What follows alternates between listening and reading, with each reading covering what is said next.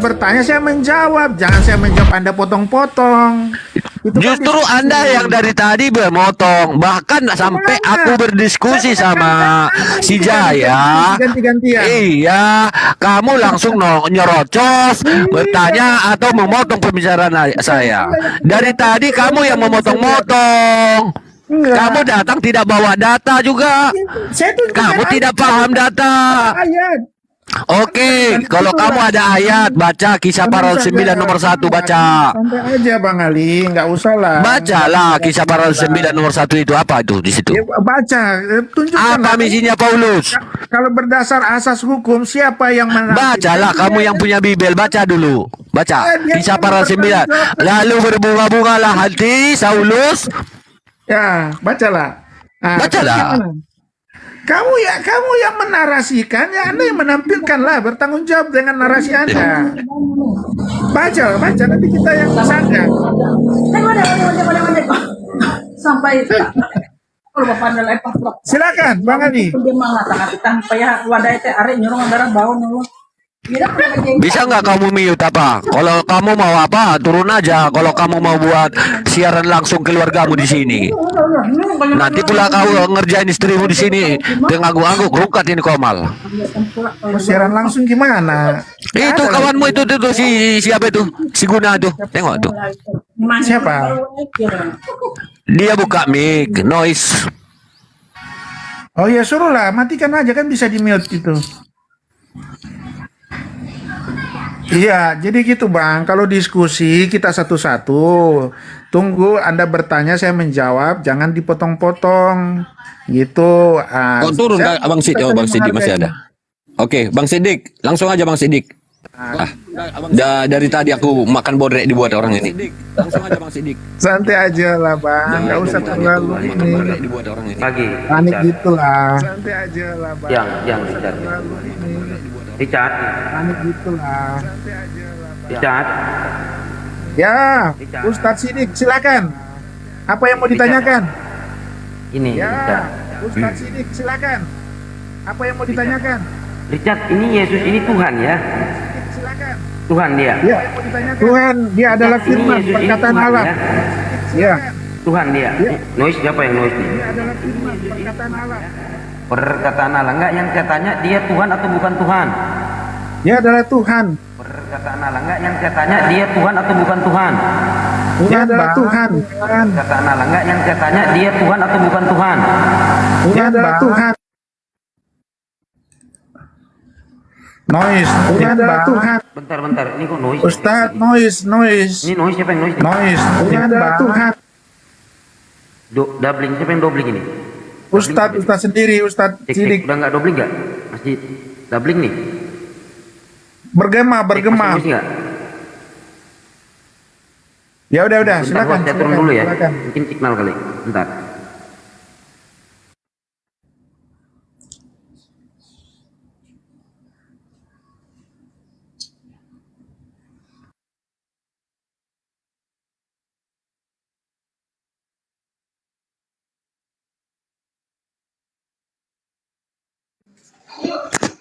Ya,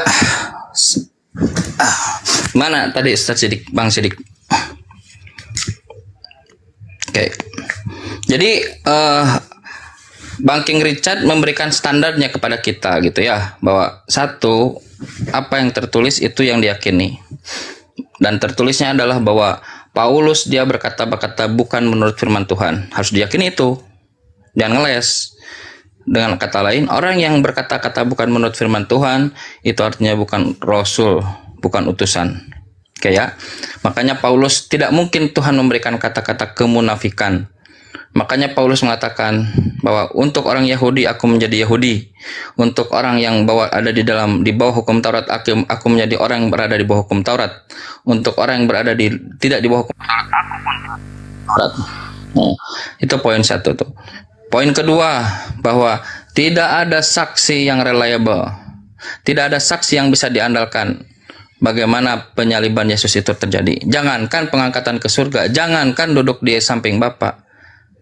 Tidak ada yang bisa diandalkan bahwa klaim yang ada dalam Bible itu dia dapat dipercaya. Silakan Bang Sidik. Iya. Karena King Richard mungkin nggak tahu waktu Paulus berkata, dia berkata bukan dari firman Tuhan. Bagaimana Anda bisa meyakini bahwasanya perkataan itu firman Tuhan? Sementara Paulus pun berkata, dia berkata-kata bukan dari firman Tuhan gitu.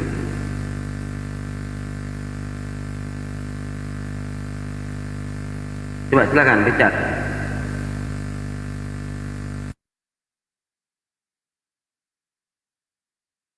Richard, cek 2 Korintus 11 nomor 17 itu bunyinya. Aku berkata bukan firman Tuhan. Silakan. Iya, jadi gini Pak Ustadz Sidik ya. Tadi ini kan saya sudah diskusi nih sama Kang Chan.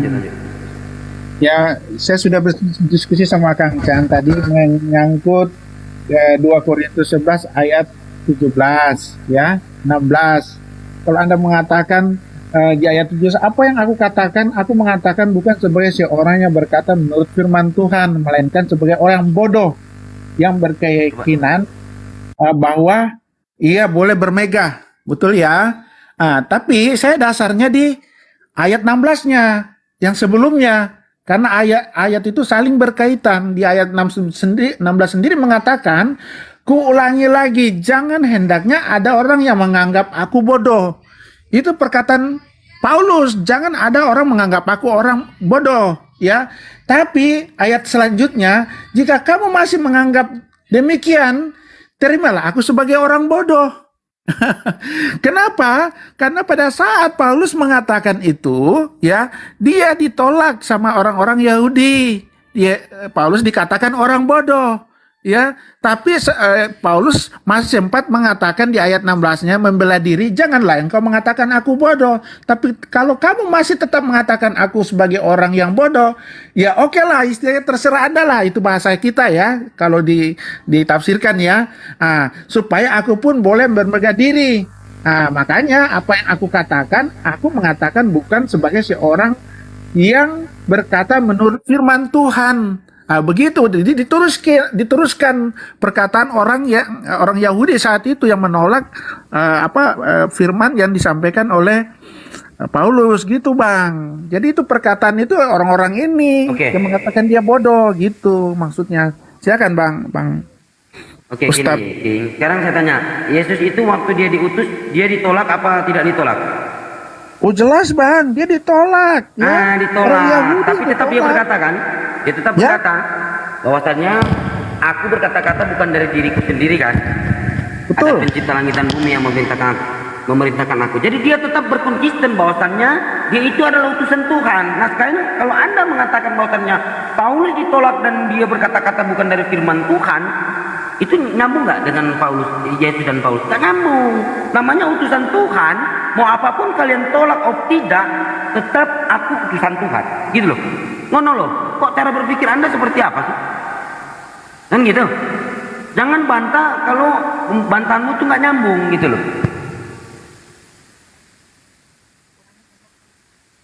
Nah itu udah jelas loh. Dia berkata bukan dari firman Tuhan. Nah kamu mengatakan penjelasanmu itu bahwasanya dia ditolak. Nabi-nabi pun sebelum Yesus ditolak. Tetapi namanya utusan Tuhan tetap utusan Tuhan. Mereka berkata dari firman yang diperintahkan Tuhan kepada sang utusan gitu loh. Nah sekarang saya tanya kepada Anda nih King Richard, Yesus itu Tuhan atau bukan Tuhan? Yang di bumi ini Yesus ini Tuhan atau bukan Tuhan? Dan definisi Tuhan itu apa? Silakan kau jawab. Oke Bang ya, oke kita diskusi ya. Jadi tadi Bang Ustadz Sidik ya mengatakan Yesus berkata, aku berkata bukan dari diriku sendiri tapi Bapa, ya kan yang mengutus aku, betul ya? Memang benar, ayat itu tidak salah. Yesus itu utusan juga Bang. Dia adalah utusan, ya. Dia adalah utusan. Bang King izin sebentar, kita sapa dulu ya, Gurunda. Assalamualaikum Bang Zuma. Gurunda ini. Waalaikumsalam warahmatullahi wabarakatuh. Lanjut saya nyimak. Silakan Bang King Richard, silakan. Iya. Ya, semalam saya lama sama Bang Suma sampai lambat Iya, iya, makan betul. sampai jam 11 lebih ya. Saya dengan Bang Suma enak Bang nih. Juma. Saya udah berapa seri dengan Bang Suma. Salam Ya. kenal Bos semua. sering Gurunda, Bos. Ya. Biar nggak apa-apa deh, nggak apa-apa. Nyimak Ya. aja saya nyimak. Nanti kalau Ya. misalnya ini baru saya masuk. Siap. Silakan. nanti. Iya, saya akui Bang Suma ini orang bijaksana ini. Memang ilmu semakin tinggi semakin bijaksana. Beda yang lain. Kita belum selesai menjawab dipotong-potong, baru diberondong dengan pertanyaan-pertanyaan. Tapi kalau saya dengan Bang Suma ganti-gantian enak banget, ya. Jadi saya senang kalau sama Bang Suma. Makanya Bang Suma muncul lagi nih. Wah, ada nih King Richard nih. Boleh nih diskusi lagi nih. Seri kedua setelah tadi malam. Oke, ya saya lanjut dulu. Pak Lanjut. Ustadz. Ya, Ustadz Sidik. Ya, ya kan Jangan Yesus panggil Ustadz, Pak. mengatakan. Saat Sidik aja, nggak usah panggil Ustadz, Pak. Syekh. Lompat nih. Oh bukan Ustadz ya? Tidak Gurunda sih, jangan panggil Ustadz, saya lompat nih ya. Oh, iya. Lanjut. Lanjut, Maki. panggil, lanjut. Oke lah Saya Bang ini- Sidik ya, boleh lah. Bang Sidik kan juga pernah nih saya berdiskusi nih. Tapi mungkin sudah lupa ya. Jadi gini Bang Sidik, kalau Bang Sidik mengatakan Yesus berkata, aku berkata-kata bukan dari diriku sendiri, tapi Bapa yang mengutus aku. Ya kan memang Yesus itu utusan juga Bang. Ya, dia menyampaikan apa yang dikatakan Bapaknya. Karena Yesus itu adalah firman perkataan Bapa itu sendiri yang menjadi manusia. Yesus juga dikatakan nabi, ya. Yesus dikatakan guru, ya. Tuhan, ya. Jadi banyak julukan kepada Yesus. Ya, orang Yahudi menganggap Yesus itu adalah pembohong, tukang sihir. Jadi orang Yahudi sampai sekarang nggak mengaku itu siapa itu Yesus. Jadi menyangkut Anda itu saya membenarkan bahwa Yesus itu adalah utusan. Betul itu Bang, banyak ayat-ayatnya bahwa dia adalah utusan. Tapi dia utusan adalah firman Allah yang menjadi manusia ya, menyampaikan apa yang dikatakan Yesus itu yang dari Bapaknya. Kan ada ayatnya itu. Apa yang kukatakan itu bukan dari diriku sendiri, itu dari Bapa. Karena Yesus adalah perkataan Bapa itu sendiri. Ya, sama juga dengan di Al-Qur'an. Yesus itu adalah firman roh. Ya, di surat Maryam itu di mana itu dikatakan Yesus adalah firman. Jelas dikatakan di situ. Jadi dia memang penyampai firman.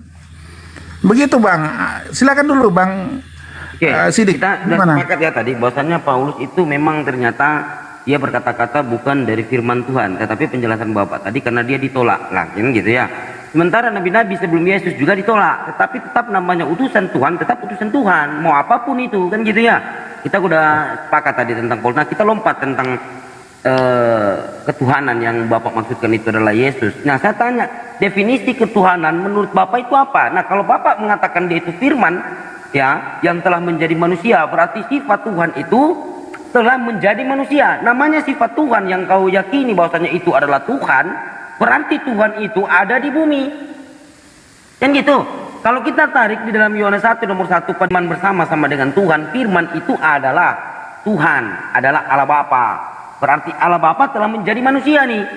Nah, sementara di dalam 2 Samuel 7:22, sebab itu engkau besar ya Tuhan Allah, sebab tidak ada yang sama seperti engkau, dan tidak ada Tuhan selain engkau, menurut segala yang kami tangkap dengan telinga kami.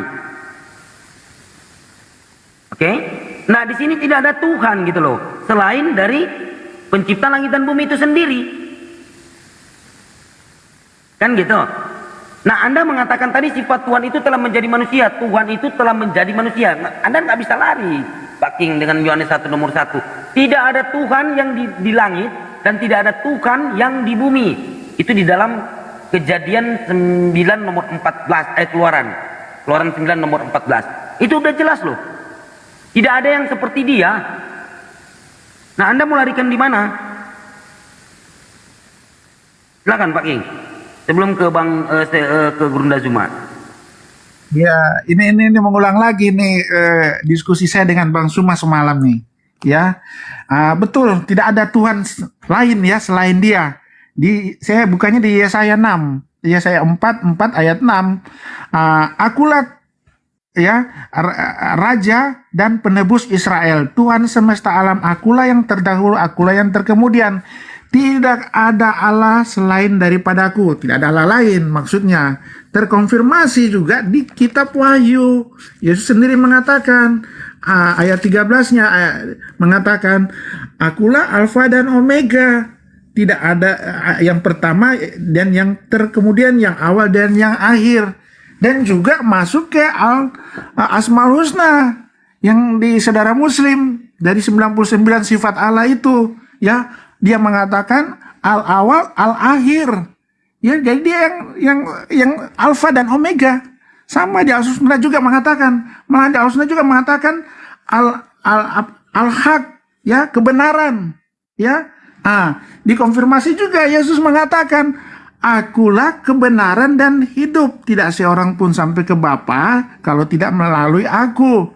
Banyak itu yang aku ambil dari sifat-sifat Allah, ya, di Asmaul Husna. Ya, itu sudah dijawab juga semua sama Bang Suma semalam, ya. Akulah adalah kebangkitan dan hidup, itu juga Al-Bait, ya. Banyak Bang, kalau mau itu mengulang lagi diskusi semalam, ya. Tapi yang jelas aku dan Bapa adalah satu. Aku di dalam Bapa, Bapa di dalam aku. Jadi jelas, ya, Allah Bapa sebagai pencipta, Yesus adalah firman perkataannya, dan Roh Kudus adalah rohnya dia. Jadi tetap satu hakikat Allah itu. Jadi itulah dikatakan Tritunggal. Tritunggal tidak ada di Alkitab, tapi substansi isinya di situ ada. Berkata bahwa pergilah ke segala bangsa, baptislah mereka atas nama Bapa, Putra, dan Roh Kudus. Itu jelas Bang. Jadi ini kalau saya lanjut lagi, ulang lagi dong sama-sama Bang Suma semalam ini kita diskusi. Ya. Jadi gini, Itu Pak, aja dulu, ya, Bang. nanti kita ke Gurunda ya. Nah, Bapak mengatakan tadi kan sudah benar nih. Jadi yang dimaksudkan Yesus itu apa yang dia katakannya itu kan bukan dari dirinya sendiri. Jadi yang dimaksudkan dengan Alfa Omega itu kan Bapak, bukan dia. Kan gitu ya. Nah, terus Bapak mengatakan akulah jalan dan hidup. Barang siapa tidak melalui aku, ya tidak sampai kepada Sang Pencipta. Betul. Namanya utusan Tuhan, ya, dari utusan dulu. Bagaimana Anda bisa bertemu dengan Tuhan atau mengenal dengan Tuhan tanpa utusan? Kan gitu ya. Ya dari utusan, akulah jalan hidup. Akulah jalan kebenaran dan hidup. Barang siapa tidak melalui aku, dia tidak sampai kepada Bapa. Tetapi ingat, Yesus berkata kan, Yohanes 13:16, seorang utusan tak lebih tinggi daripada yang mengutus. Lah, Bapak mengatakan tadi si hakikat dari mana? Berarti Yesus berdusta. Kalau si hakikat, Yesus berkata sama-sama tingginya dong dengan Sang Pencipta langit dan bumi. Sang utusan tak lebih tinggi daripada yang mengutus. Kan begitu? Oh, itu kan sebenarnya jelas loh. Nah, terus Bapak mengatakan si hakikat, ya. Si hakikat, kenapa hanya menghujat Roh Kudus tak bisa diampuni? Menghujat Yesus bisa diampuni. Menghujat Bapa, hukum mati. Si hakikat dari mana, Pak? Gak ada si hakikatnya ini Yesus. Yesus ini hanyalah utusan Tuhan. Gak ada si hakikatnya, Pak. Sementara sudah dikatakan di dalam 2 Raja-Raja, 1 Raja-Raja 8 nomor 23, ya Tuhan Allah Israel, tidak ada Tuhan seperti engkau di langit, di atas, dan di bumi di bawah. Engkau yang memelihara perjanjian dan kasih setia kepada hamba-hambamu yang dengan segenap hatinya hidup di hadapanmu. Loh, gak ada Tuhan di langit pun di bumi, gak ada, hanya Dia Tuhan pencipta langit dan bumi. Bagaimana mungkin Anda mengatakan sekarang di dalam perjanjian baru yang diajarkan oleh Paulus mengatakan Yesus itu Tuhan, si hakikat dengan Tuhan pencipta langit dan bumi? Anda menjadikan Yesus ini seorang pendusta. Yesus berkata sang utusan tak lebih tinggi daripada yang mengutus. Bagaimana Anda mengatakan itu si hakikat? Kalau itu si hakikat, Yesus berkata yang mengutus aku dan aku si hakikat dengan yang mengutus sama tingginya, gitu loh. Nah, Anda mengatakan aku dan Bapa adalah satu, atau Bapa di dalam Yesus, berarti Tuhan itu ada di bumi. Nah, sementara di sini apa katanya nih? Ini 1 Raja-Raja ini bohong. 1 Raja-Raja 8 nomor 23. Tidak ada engkau di langit, di atas dan di bumi. Sementara Yesus berkata Matius 5 nomor 17, janganlah kamu menyangka bahwa aku datang untuk meniadakan kitab para nabi. Ini kitab para nabi loh. Ini kitab para nabi kan? 1 Raja-Raja ini kitab para nabi. Yesaya 44 nomor 6 kitab para nabi. Yesaya 45, 5 dan 6 itu kitab para nabi. Akulah Tuhan dan tidak ada yang lain kecuali aku. Tidak ada Tuhan. Aku telah mempersenjatai engkau, sekalipun engkau tidak mengenal aku, supaya orang tahu dari terbitnya matahari sampai terbenamnya bahwa tidak ada yang di luar aku. Akulah Tuhan dan tidak ada yang lain. Itu jelas loh. Mau dilarikan kemana, Pak? Oke. Ada Gurunda Zuma. Nanti Pak King bersama dengan Gurunda Zuma. Silakan Gurunda Zuma. Lanjut. Capek kah? saya ingin juga dengar ilmu dari Gurunda Zuma. Kita sama King, si King ini. lanjut Gunda. Oke, Saudara King mohon izin ya, Bang Ali dan semua sahabat-sahabat di sini. Jadi Kristen, Islam, Yahudi, ajaran yang lebih tua di antara tiga agama ini, kalau kita mengelompokkan secara umum, maka yang pertama itu adalah agama Yahudi. Apakah agama Yahudi ini adalah agama yang berasal dari langit? Itu sudah pasti. Artinya bahwasanya orang-orang Yahudi dalam hal ini menerima satu aturan, di mana aturan itu adalah aturan dari langit. Maka mereka disebut agama Yahudi. Nah kemudian agama Yahudi ini memiliki tatanan kemudian. Nah coba kita lihat di dalam pengakuan iman mereka di dalam Ulangan 21 nomor 23. Maka janganlah mayatnya dibiarkan semalam-malaman pada tiang itu, tetapi haruslah engkau menguburkan dia pada hari itu juga. Sebab seorang yang digantung terkutuk oleh Tuhan, janganlah engkau menajiskan tanah yang diberikan Tuhan kepadamu menjadi milik pusakamu. Ini kalau Yesus didudukkan di sini, maka dia adalah manusia yang dikutuk. Dia adalah manusia yang digantung secara terkutuk. Ada tidak di sini indikasi dia Tuhan? Tidak akan ada. Berdasarkan pengajaran Yahudi, karena dia adalah agama tertua. Jadi nanti kita akan lari ke Kristen.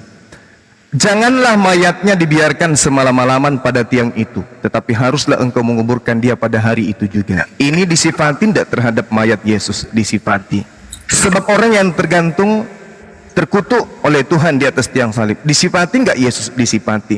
Janganlah engkau menajiskan tanah yang diberikan Tuhan kepadamu menjadi milik pusakamu.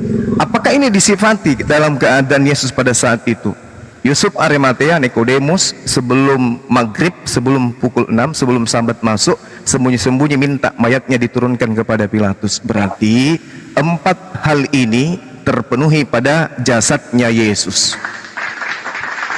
Sekarang permasalahannya adalah orang Yahudi mana yang mau menganggap bahwa Elohim, Hasem, yang membebaskan mereka dari perbudakan Mesir, seketika kemudian menjelma menjadi manusia terkutuk yang ada di atas salib yang mereka buat sendiri.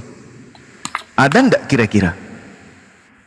Ada enggak Yahudi kemudian yang rela mempertuhankan manusia yang mati di atas tiang salib dengan cara terkutuk seperti ini, dikutuk oleh Tuhan? Nah, pembandingnya kemudian adalah Tuhan mengatakan seorang yang digantung terkutuk oleh siapa? Bukan oleh Romawi, bukan oleh Yahudi, tetapi oleh Tuhan. Kenapa dia terkutuk? Karena melanggar perintah-perintah Tuhan. Kenapa dia terkutuk? Karena dia adalah pelaku kemaksiatan. Apa bukti bahwa Yesus itu pelaku kemaksiatan? Berbondong-bondong Kristen seluruh Indonesia akan melemparkan semua dosa mereka kepada oknum yang disalib ini. Kita lihat di dalam kitab saudara-saudara kita Kristen. Lihatlah anak domba Tuhan yang menghapus dosa dunia. Jadi Yesus yang di atas salib ini, dialah yang akan menghapus, menebus. Jadi sebenarnya di sini bukan menghapus, ya. Lalu kemudian 1 Yohanes 1 nomor 7. Tetapi jika hidup di dalam terang, sama seperti dia dalam terang, sebab kita beroleh persekutuan seorang dengan yang lain, dan darah Yesus anaknya itu mensucikan kita daripada segala dosa kita. Jadi semua dosa-dosa orang Kristen, dosa membunuh, dosa memperkosa, dosa memburit, dosa mencuri, dosa membunuh kedua orang tua, dosa memperkosa anak kandung sendiri, dosa memperkosa kambing, sapi, ayam, dan seterusnya. Itu Yesus semua tanggung. Jadi Yesus ini adalah wadah borok orang-orang Kristen yang mana Yesus harus mempertanggungjawabkan di hadapan Tuhan. Makanya Ulangan 21 nomor 23, dia mati terkutuk oleh Tuhan. Pertanyaannya sekarang, ketika ada manusia yang padanya semua dosa-dosa orang Roma dan Yunani dikumpulkan, apa mau orang-orang Yahudi pengikut Nabi Musa, keturunan Abraham, itu menyembah manusia ini. Manusia yang padanya sangat kotor, manusia yang padanya sangat najis, karena semua dosa-dosa Romawi dan Yunani terkumpul di pundaknya. Mau enggak orang Yahudi menyembah manusia kayak begini? Kira-kira tentu tidak mau. Oleh karena itulah, ya, Kristen sudah 2000 tahun tidak akan pernah bisa bersatu dengan Yahudi si pemilik kitab. Tidak akan pernah bisa, karena Kristen ini adalah agama yang berdiri sendiri dengan pola Roma Yunani. Sebelum ada Yahudi pun, sebelum Nabi Musa membebaskan orang-orang Yahudi Israel dari perbudakan Mesir pun, nenek moyang Romawi Yunani itu sudah menyembah roh-roh. Mereka sudah menyembah roh-roh. Nah, inilah yang kemudian dilanjutkan oleh orang Romawi dan Yunani dengan menggandeng kitabnya orang Yahudi, di mana orang Yahudi tidak akan pernah memandang sebelah mata, tetapi memandang tanpa mata. Demikian sementara.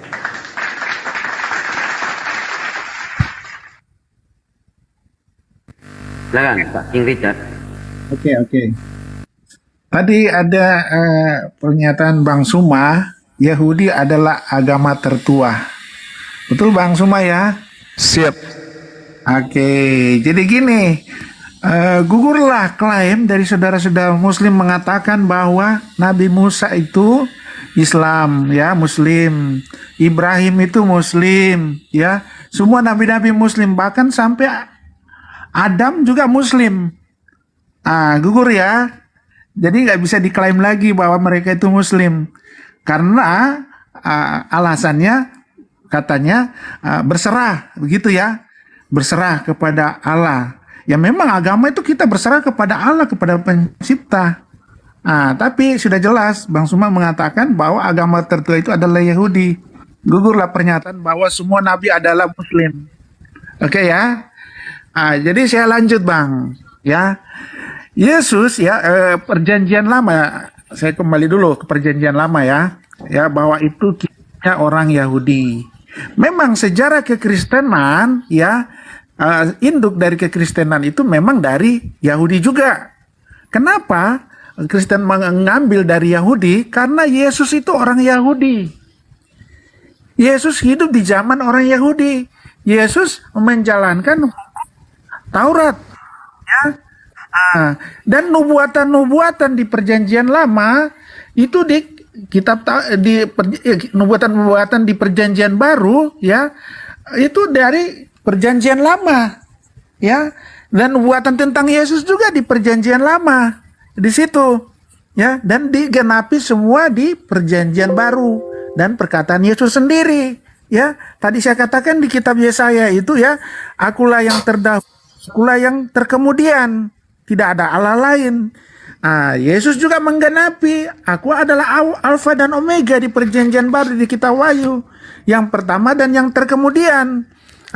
Ada juga di kitab Ulangan 18 ya, 18 ayat 18 itu, kitab Ulangan itu ya ditulis oleh Nabi Musa sendiri.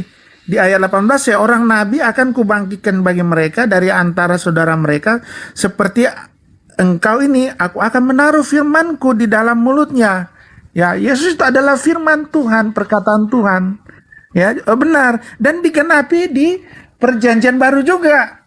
Ya, di perjanjian baru juga di kitab Yohanes. Ya, ini perkataan Yesus langsung juga. Di Yohanes 5 ayat 46, sebab jikalau kamu percaya kepada Musa, tentu kamu akan percaya juga kepadaku, sebab ia telah menulis tentang aku. Ya, benar, yang menulis kitab Ulangan itu adalah Musa. Tetapi jikalau kamu tidak percaya akan apa yang ditulisnya, bagaimana kamu akan percaya akan apa yang aku katakan? Nah, itu perkataan Yesus. Bagaimana Anda mau bisa percaya kalau Anda tidak percaya apa yang ditulis Musa? Nah, itu perkataan Yesus langsung loh. Ya. Kemudian juga di kitab Yohanes, di Yohanes 8 ayat ayat 24 ya, di situ dikatakan ya, karena aku berkata kepadamu bahwa kamu akan mati dalam dosamu jikalau kamu tidak percaya bahwa akulah dia. Dia itu si huruf besar loh. Siapa dia? Itu penegasan bahwa Yesus itu adalah Tuhan. Dia adalah perkataan Allah, firman Allah. Ya, kalau pula ya istilah ininya ya Arabnya ya. Jadi itu Yesus itu adalah Tuhan, adalah bagian dari 3 pribadi ya, pribadi yang berbeda tapi satu, hakikatnya satu. Dia itu adalah Allah sendiri. Ya, perkataan sama dengan kita. Saya pribadi, saya ada tubuh, ada jiwa, jiwa itu perkataan. Ya, jadi kita ini mengatakan ya kita manusia karena terdiri dari 3 unsur juga, perkataan ya, roh dan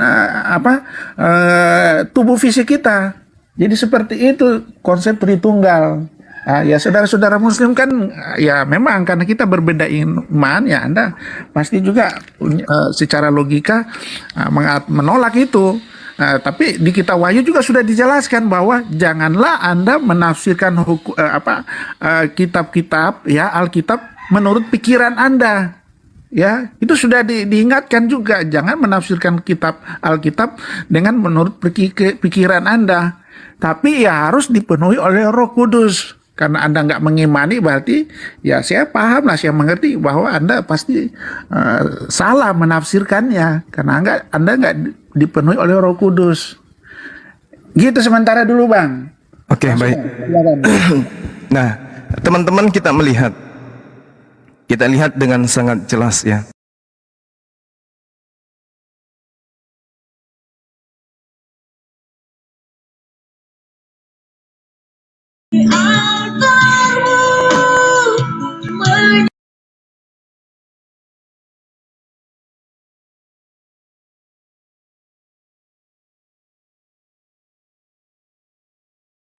Artinya begini, supaya oten-otennya tahu, oh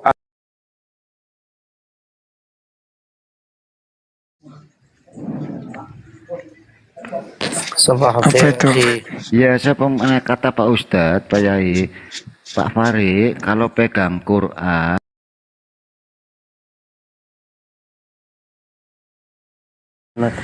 di acara Iya, ada acara di kubah emas gitu, nongkelin emasnya di kubah gitu. Majunya sebentar, you can. Pada saat kamu mengatakan bahwa firman itu adalah perkataan Allah, apakah Yesus itu adalah Allah? Justru Yesus ini, coba kamu baca di dalam Yohanes ayat 18. Yohanes 17 ayat 8, Yohanes 17 ayat 8 menyatakan bahwa Yesus ini adalah sang penyampai firman. Dia adalah seorang messenger. Baca kamu di dalam Yohanes 17 ayat ke-8 yang tadi sudah Umi bacakan. Yesus mengatakan, segala firman yang engkau sampaikan kepadaku telah kusampaikan kepada mereka. Dan mereka telah menerimanya. Mereka tahu benar-benar bahwa aku datang daripadamu dan mereka percaya bahwa engkau lah yang telah mengutus aku. Jadi Yesus menyampaikan firman daripada Tuhannya. Bukan Yesus yang berfirman. Oke. Jadi saya mau menjelaskannya. Enggak usah menjelaskan, sekali lagi tidak usah menjelaskan. Kami di sini Umi, Bang Nandar, Kak Natalia lebih paham daripada kamu. Jadi kamu jangan menjelaskan. Kamu sanggah aja dengan menggunakan dalil dari kitabmu. Iya, saya hanya berdiskusi melalui Alkitab. Saya tidak mungkin berdiskusi di luar daripada Alkitab. Kalau melalui Alkitab, sampaikan di mana ayat-ayatnya. Apa-apa yang kamu sampaikan, kamu harus menggunakan ayatnya. Kalau kamu berbicara bahwa kamu diskusi dengan sesuai dengan apa yang tertulis di dalam Alkitab, silahkan. Bro, mereka suka engkau menyerah saja.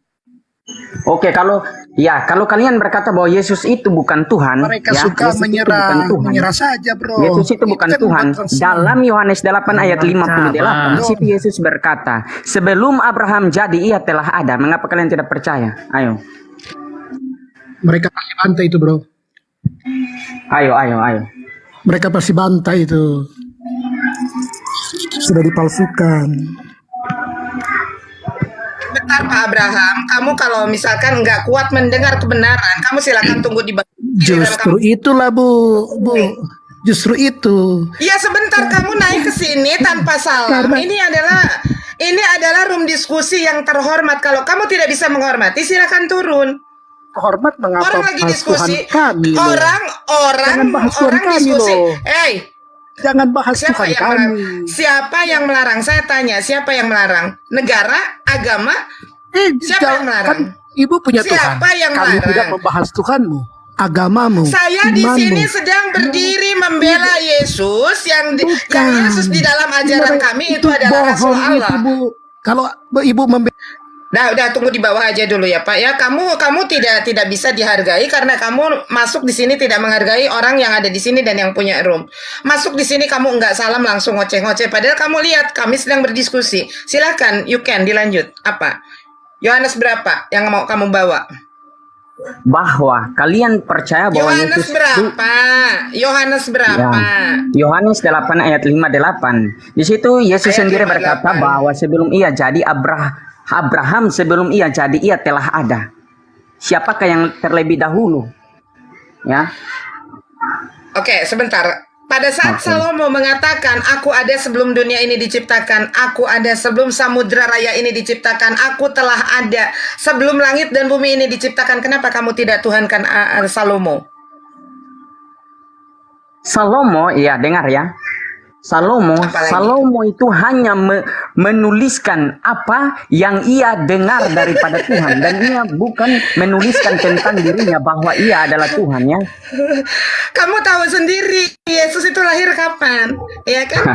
Abad 1.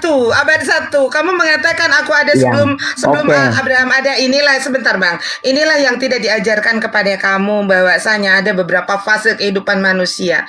Fase pertama adalah alam ruh, fase kedua adalah alam rahim, fase ketiga adalah alam dunia, fase keempat adalah alam barzah, fase kelima adalah yaumal akhir, fase keenam adalah yaumal mizan dan kemudian baru berbicara sorga dan neraka. Pada saat Yesus berbicara demikian, apakah fase di alam dunia setelah Yesus ada di dunia? Tidak. Fase itu adanya di alam ruh, ya. Jadi Allah sudah menciptakan ruh sebelum dunia ini diciptakan di fase yang pertama. Oke. Ya. Jangankan Yesus, saya pun Mican pun berani mengatakan aku ada sebelum dunia ini diciptakan, tapi di fase kehidupan yang mana dulu? Begitu loh. Ya. Kamu berbicara bahwa Yesus sudah ada sebelum Abraham dilahirkan. Faktanya Yesus jangankan dengan Abraham. Yesus dengan Nabi Yesaya saja bedanya 750 abad.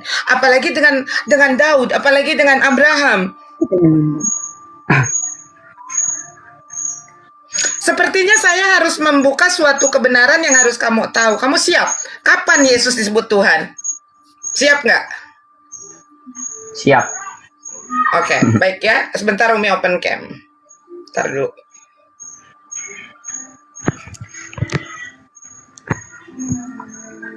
Belum nggak monitor sebentar ya, sebentar aja 2 menit. Iya. Ya Kak Nat, silakan.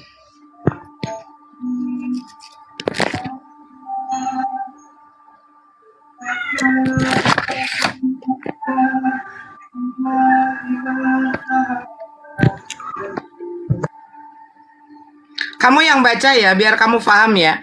Ini kita ambil satu sampel Yohanes 13 ayat 13. Coba kamu baca dari yang terkuno dulu.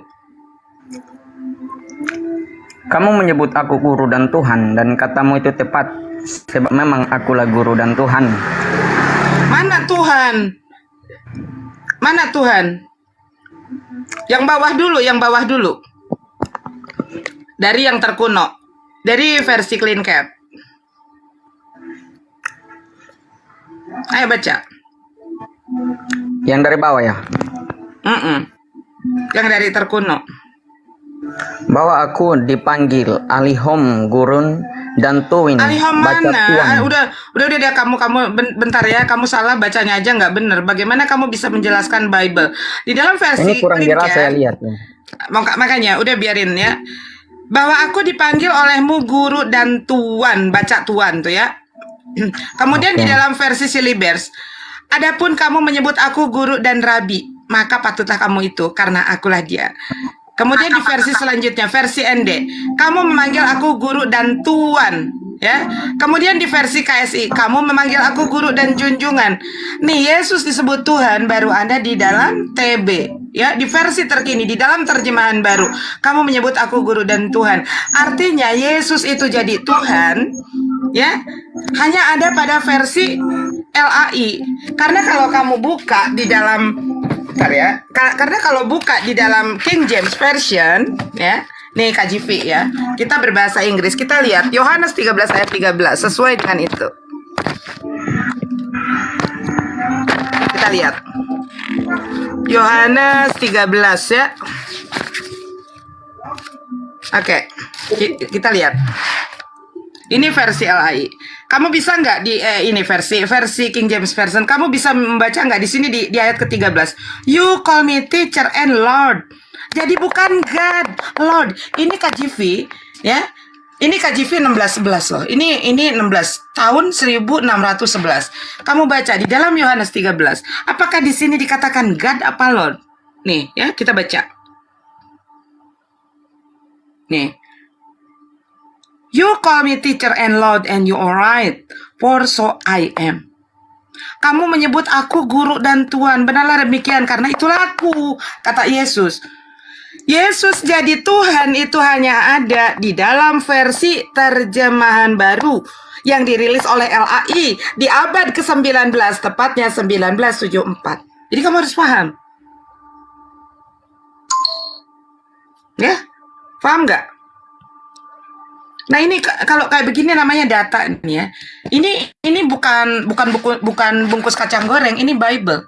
Bible KJV. Ini yang kuno 1611. Tidak ada di sini Yesus dikatakan Tuhan. Nih. You call me teacher and Lord and you are right, for so I am. Kamu menyebut aku guru dan Tuhan. Tepatlah demikian karena itulah aku, kata Yesus. Kalian jadi orang-orang yang mengaku pengikut Kristus, tapi merasa lebih hebat daripada Yesus. Udah jelas mulut kalian mengatakan Yesus Kristus. Kristus itu bukan Tuhan. Kristus itu adalah utusan. Kristus itu adalah Mesias. Kenapa kalian terjemahkan jadi Tuhan Yesus? Kalau Yesus Tuhan itu harusnya pakai kata apa? Ini Theos, bukan Kristus. Coba belajar pintar deh teman-teman Kristen supaya gimana ya? Kalian tidak terdoktrin dengan doktrin bapak-bapak gereja. Lepaskan semua doktrin, cari kebenaran di dalam kitab kalian sendiri, seperti apa yang terjadi dengan Kak Natalia. Kak Natalia menjadi seorang mualaf karena dia baca Bible-nya sendiri. Dia baca pengajaran-pengajaran Yesus yang ada di dalam Bible. Makanya Kak Natalia sudah apa ya? Dia sudah pintar dengan Bible-nya. Karena apa? Dia gali pengajaran-pengajaran Yesus di dalam Bible. Benar nggak Yesus itu Tuhan? Ternyata apa? Kalau Kak Natalia menganggap Yesus Tuhan, mungkin sampai dengan saat ini beliau masih Kristen. Betul nggak Kak Nat? Oh, Kak Natalia lagi ini dulu ya, izin dulu. Gimana Bang? Oke.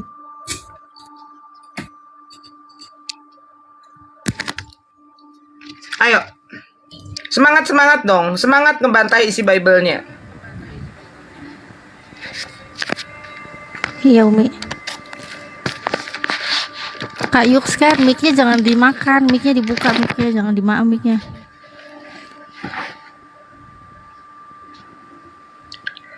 Ayo Yuken, semangat bantah Bible-nya. Berantem sama Bible dong ya Umi ya. Berantem. Berantem sama Bible-nya. Ayo mic-nya jangan dimakan dong, mic-nya jangan dimakan. Ayo Kak Yux kan.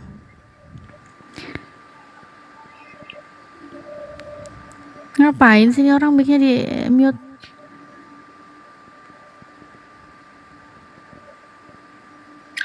Umi mu'alaf cerdas. Umi bukan mu'alaf kakak. Umi bukan mu'alaf. Umi mu'kalaf ya, insya Allah dari lahir diazanin sampai dengan masuk liang lahat diazanin juga. Yang mu'alaf kan Natali. Iya. Ya, saya mau menanya. Apakah teks yang tadi Kak memaparkan, apakah itu teks aslinya atau bukan? Loh, kok teks aslinya? Kalau membaca teks Ya, karena aslinya kalau kita lihat teks aslinya dalam bahasa Yunani itu kata kurios. Itu bisa jadi Tuhan atau Tuhan. Ya, kalau kita lihat teks aslinya.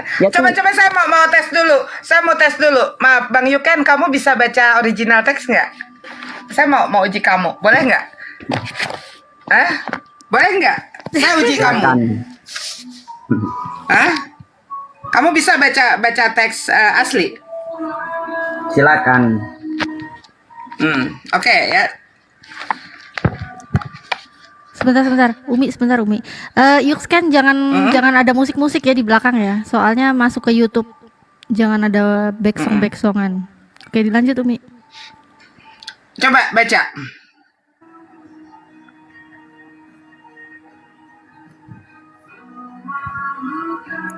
Kurang jelas.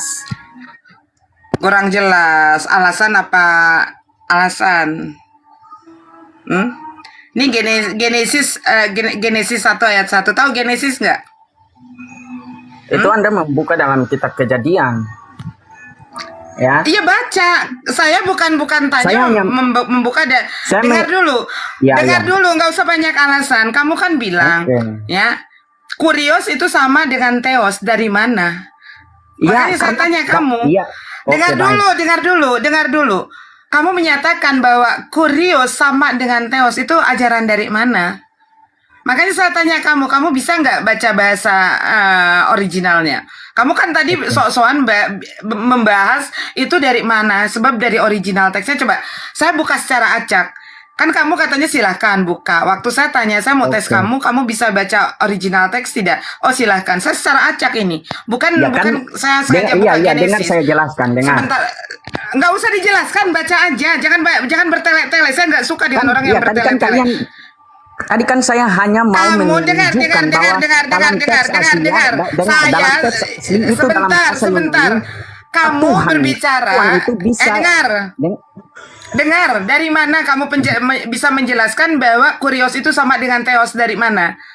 Tunjukkan. Dengar, yang Tunjukkan.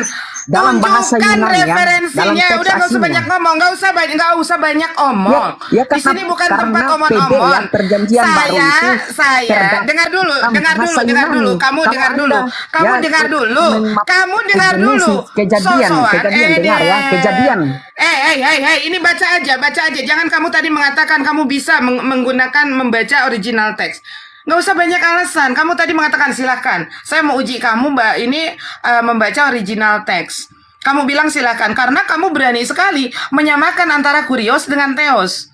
Coba sekarang kamu baca ini.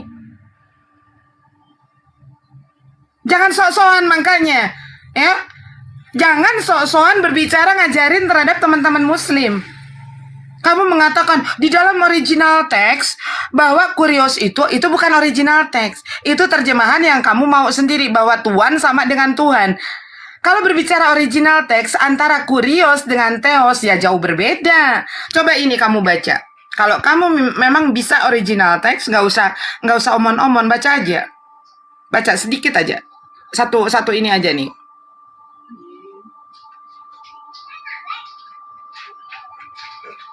Ayo baca. Sok-sokan baca apa namanya? Kamu jangankan lari ke referensi kayak gini. Bible sendiri kamu nggak punya. Bagaimana kamu bisa berdebat dengan teman-teman Muslim? Oke, Kak. Saya mau jelaskan ya. Dengar dulu. Nih, nggak usah jelaskan. Kalau yang orang yang menjelaskan itu harus orang yang lebih pintar. Sabar, Kamu tahu Kak. apa?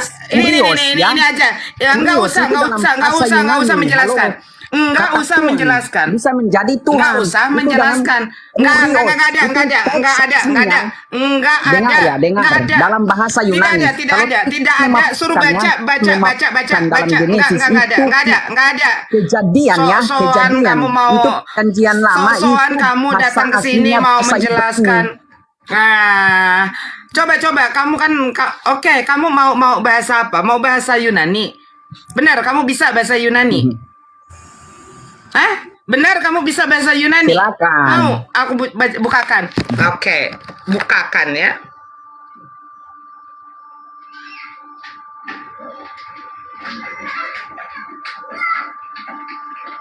Jangan sok-sokan ya menjelaskan kitab terjemahan aja. Saya hanya menyampaikan firman. Udahlah. Firman apa? Nggak usah banyak ini, nggak usah banyak kagak gitu ya, nggak usah banyak gaya.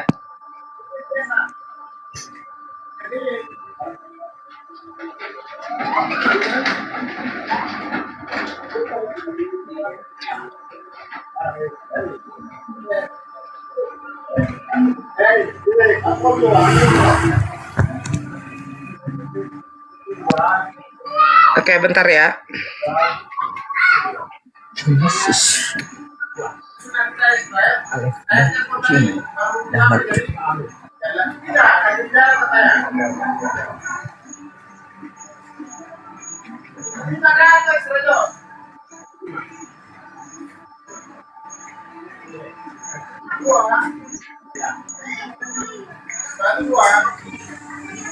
Yuken, kalau Oke ya. belum bisa bahasa Ibrani bilang aja, kalau nggak usah nunjuk Oke. teks aslinya.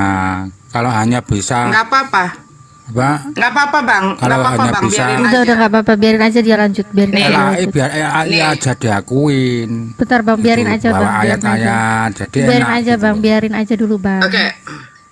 Baca.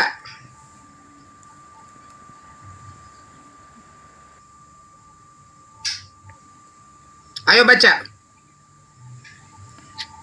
Ini dari Textus Receptus ya, yang Bible kamu pakai.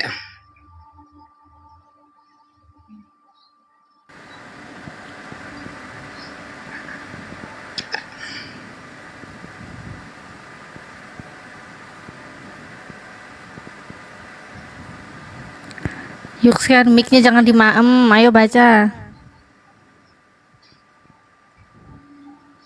Kok ini ya gerak-gerak?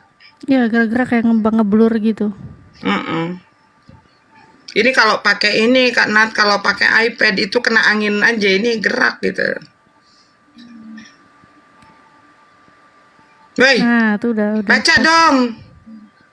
Jadi Woi, baca mic-nya jangan dimaem, baca. kamu itu naik ke atas itu bikin malu aja ih. So-soan. Ayo baca dong. Ah, capek dah. Sok-sokan nih orang. Iya. Apa? Gak usah sok-sokan gimana? deh.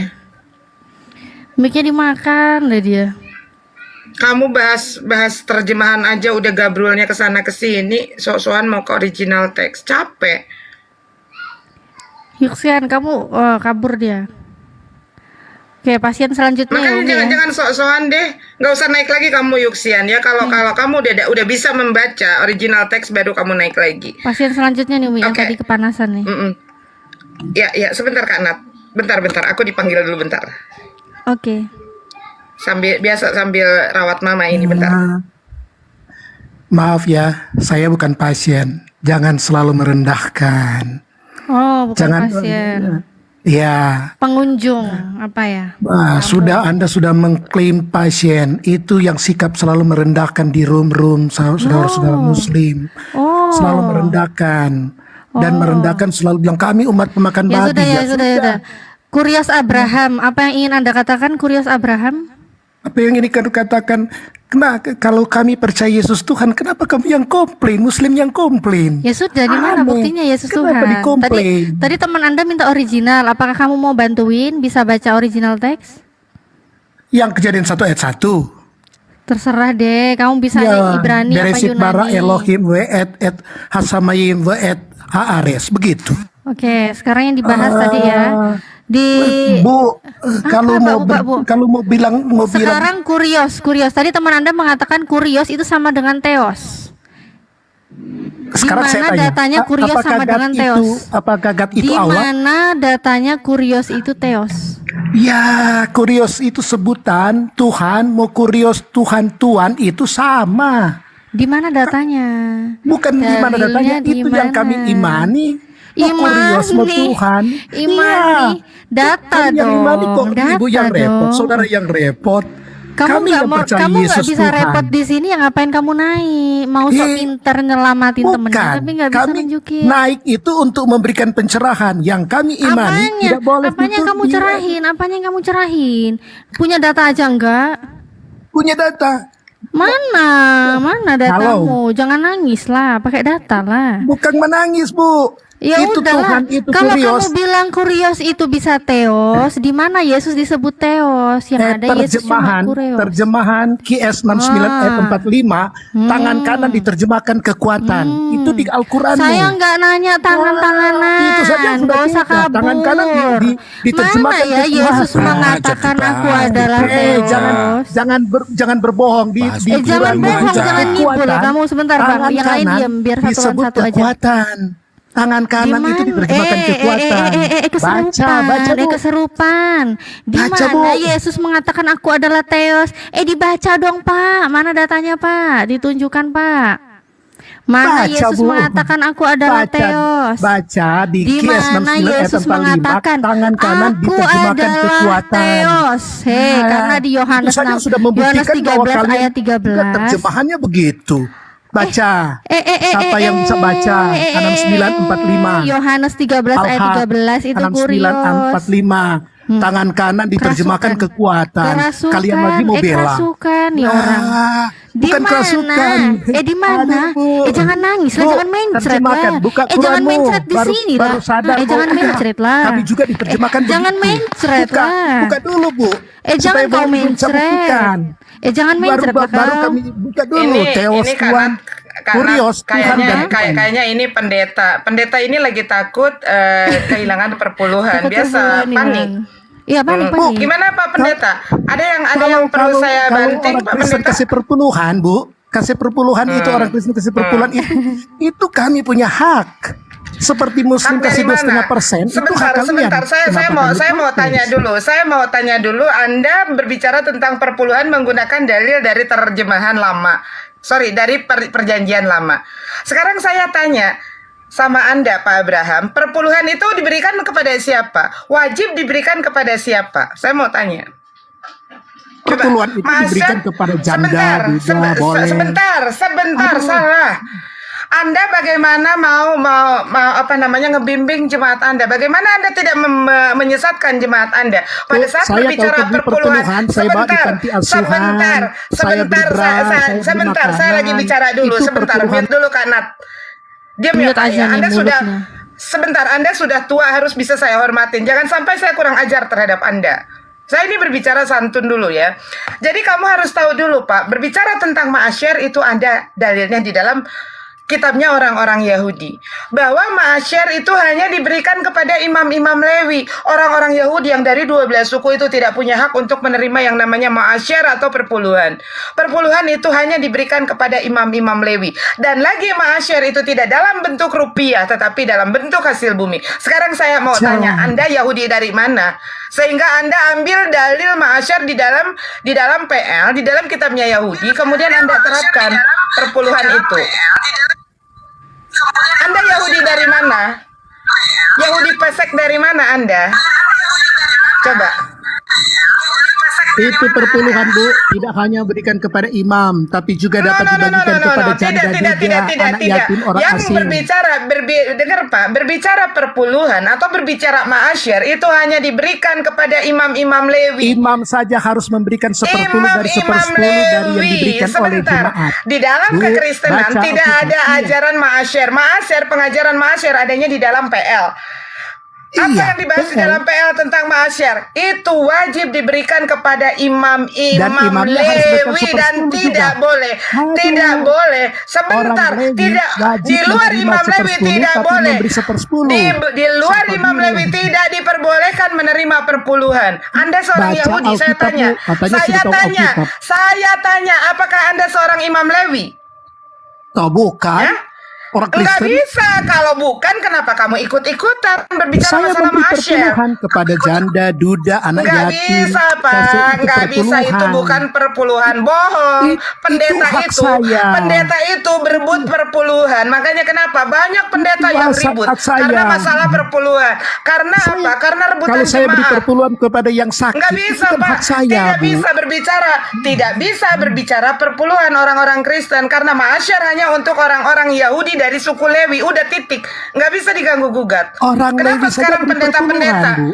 Orang Lewi beri perpuluhan, Bu. Dengar dulu Pak, baca di dalam kitab Anda. Anda seorang pendeta, jangan sesatkan jemaat Anda. Beri perpuluhan, Bu. Jangan sesatkan jemaat Anda. Jangan jadikan Siapa jemaat yang Anda seperti menyesatkan? katak dalam tempurung. Siapa yang menyesatkan, Bu? Coba Anda baca di dalam PL tentang perpuluhan, tentang masyar diberikan untuk siapa? Saya tanya. Ibu baca.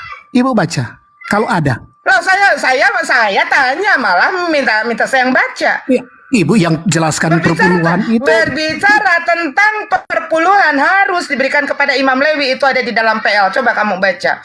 Imam Lewi juga memberi perpuluhan. Baca juga. Ibu sudah baca. Dengar, bukan Perpuluhan Imam itu Lewi. bisa diberikan Saya kepada- berbicara tentang yang diberi perpuluhan, bukan memberikan perpuluhan. Yang wajib dengar dulu. Perpuluhan itu dipersembahkan kepada siapa? Bukan kepada pendeta gereja. Kenapa jadi ikut-ikutan? Pendeta gereja apakah orang Lewi? Apakah Yahudi dari suku Lewi? Ada Kalian Yahudi pendeta, pesek mau dari pastor, mana? mau gembala terima Nggak perpuluhan bisa. itu. Yesus tidak pernah kenal dengan pastor, tidak pernah kenal dengan Kristen. Apakah Yesus mengajarkan ma'asyar kepada orang-orang Kristen? Nehi, tidak ada. Shalom. Sebentar Umi. Ini kita sapa dulu, ada Gurunda ini. Silakan. Assalamualaikum. Ada apa? Gamzana. Orang Kristen kau nerima. Assalamualaikum Gurunda.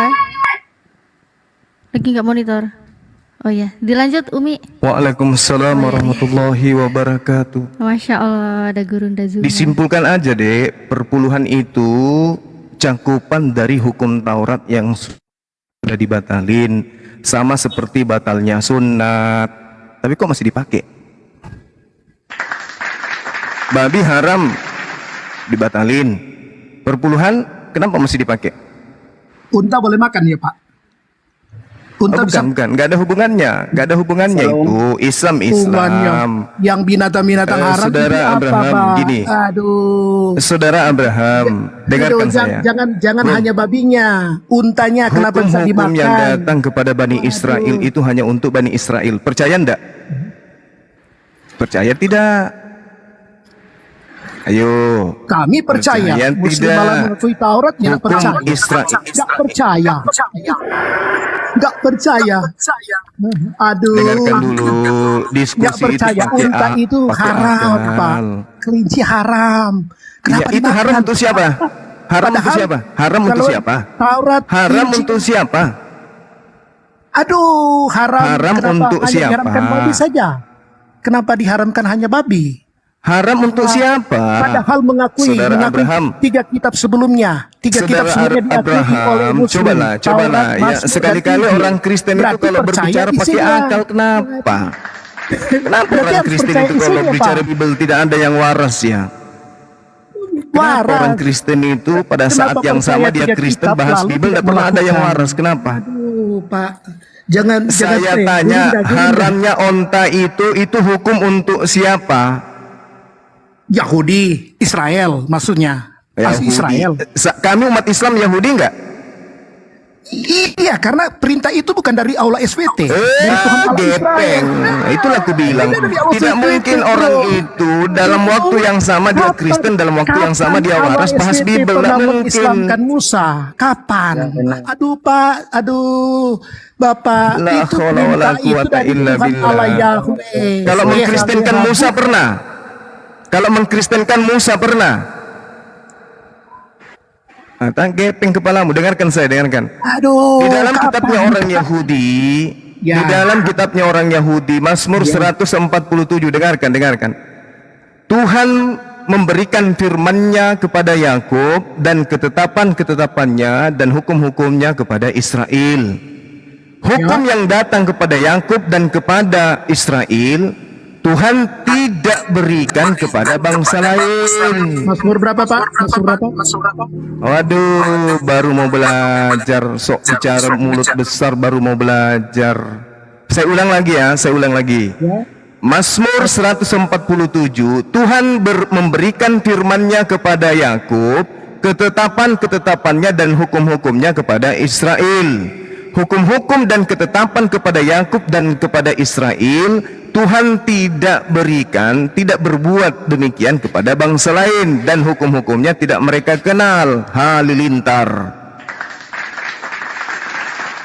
Sekarang kamu mengukur onta haram untuk Bani Yakub, kamu ukur kepada Islam. Sehat tidak otaknya nih? Perpuluhan itu hanya untuk Bani Israel, hanya untuk Bani Yakub, dan tidak untuk bangsa Romawi, Yunani, apalagi Oteng. Ya, kalau kami melakukan, kenapa Islam mau melakukan yang tidak diperintahkan oleh Allah? Sehat, itu sehat, yang dilakukan itu Anda adalah sehat, perintah Tuhan Allah Anda Israel sehat, kepada Musa dan saya orang yakin Israel, Anda bukan tidak kepada sehat. Allahmu.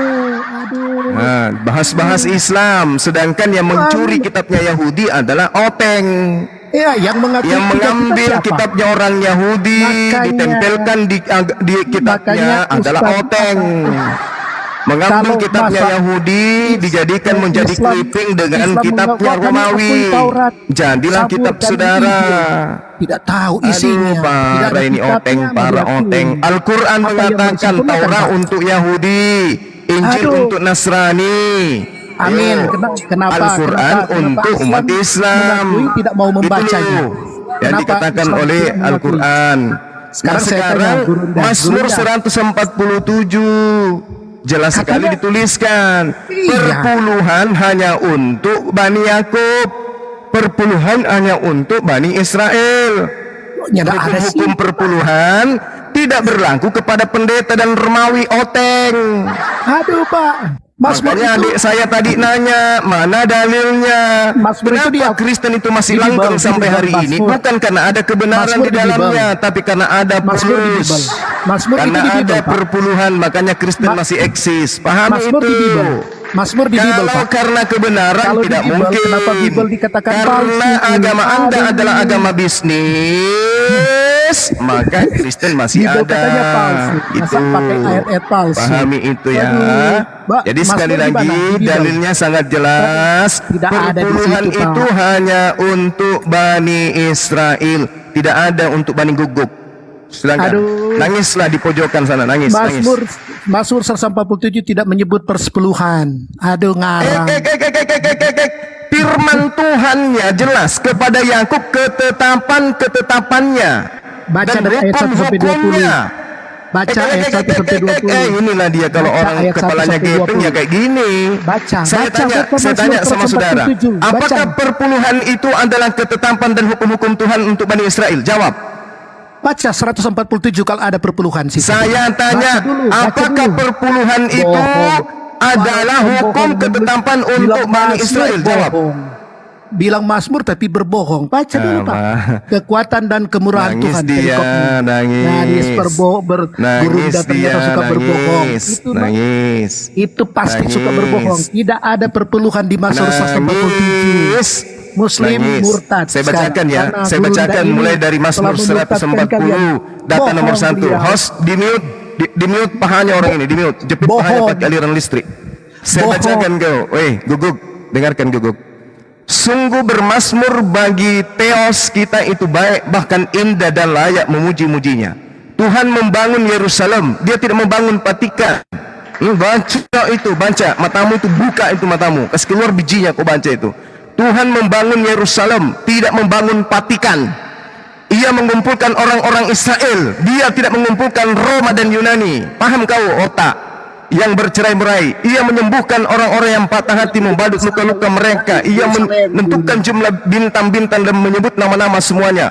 Besarlah Tuhan kita yang berlimpah kekuatan dan tak terhingga. Tuhan menegakkan kembali orang-orang tertindas, orang-orang fasik. Bernyanyilah bagi Tuhan dengan nyanyian syukur, bermasmurlah bagi Tuhan dengan kecapi. Dia yang menutupi langit dengan awan-awan, dan seterusnya dan seterusnya. Dia yang memberi makanan kepada hewan dan seterusnya. Tuhan senang kepada orang-orang taat kepada Dia dan seterusnya. Lalu kemudian dikatakan, megahlah Tuhan hai Yerusalem, bukan Patikan. Hai Yerusalem, hai Yerusalem. Kau mengerti Yerusalem? Pujilah Tuhanmu hai Sion. Kau ngerti Sion? Bukan Paus yang dipanggil, tapi Sion. Sebab ia meneguhkan palang pintu gerbangmu, memberkati anak-anakmu Bani Israel, memberikan kesejahteraan ke daerahmu. Dia menyampaikan perintahnya ke bumi dengan tentaramu. Lalu kemudian ia memberikan kesejahteraan. Lalu dia mengatakan menyampaikan perintahnya. Lalu dia mengatakan ia menyampaikan firman-Nya, lalu mencairkan semua. Ia meniupkan anginnya maka air mengalir. Dia memberikan firman-Nya kepada Yakub, ketetapan-ketetapannya dan hukum-hukumnya kepada Israel. Dia Tuhan tidak berbuat demikian kepada bangsa Romawi dan Yunani, dan hukum-hukumnya tidak mereka kenal. Nangis. Bang, saya menambahkan Bang untuk saya tambahkan Bang untuk menambah kepiluan pendeta ini di mute dulu Kak Nat.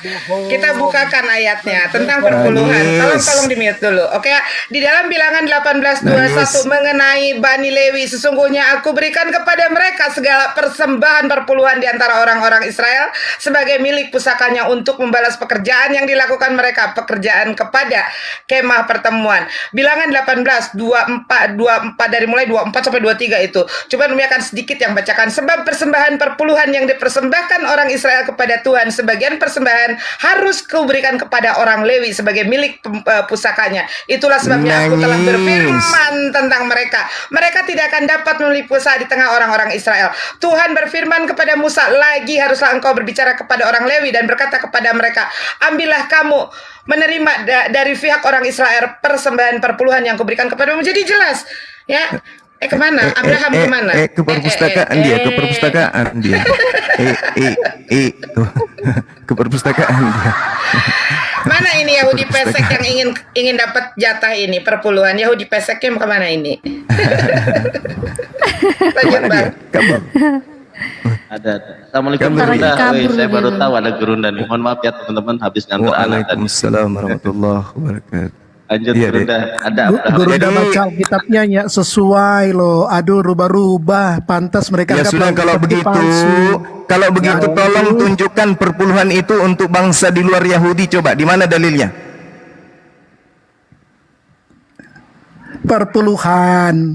Perpuluhan itu bukan hanya Lewi, janda duda bisa dapat. Mana dalilnya? Orang asing. Mana dalilnya?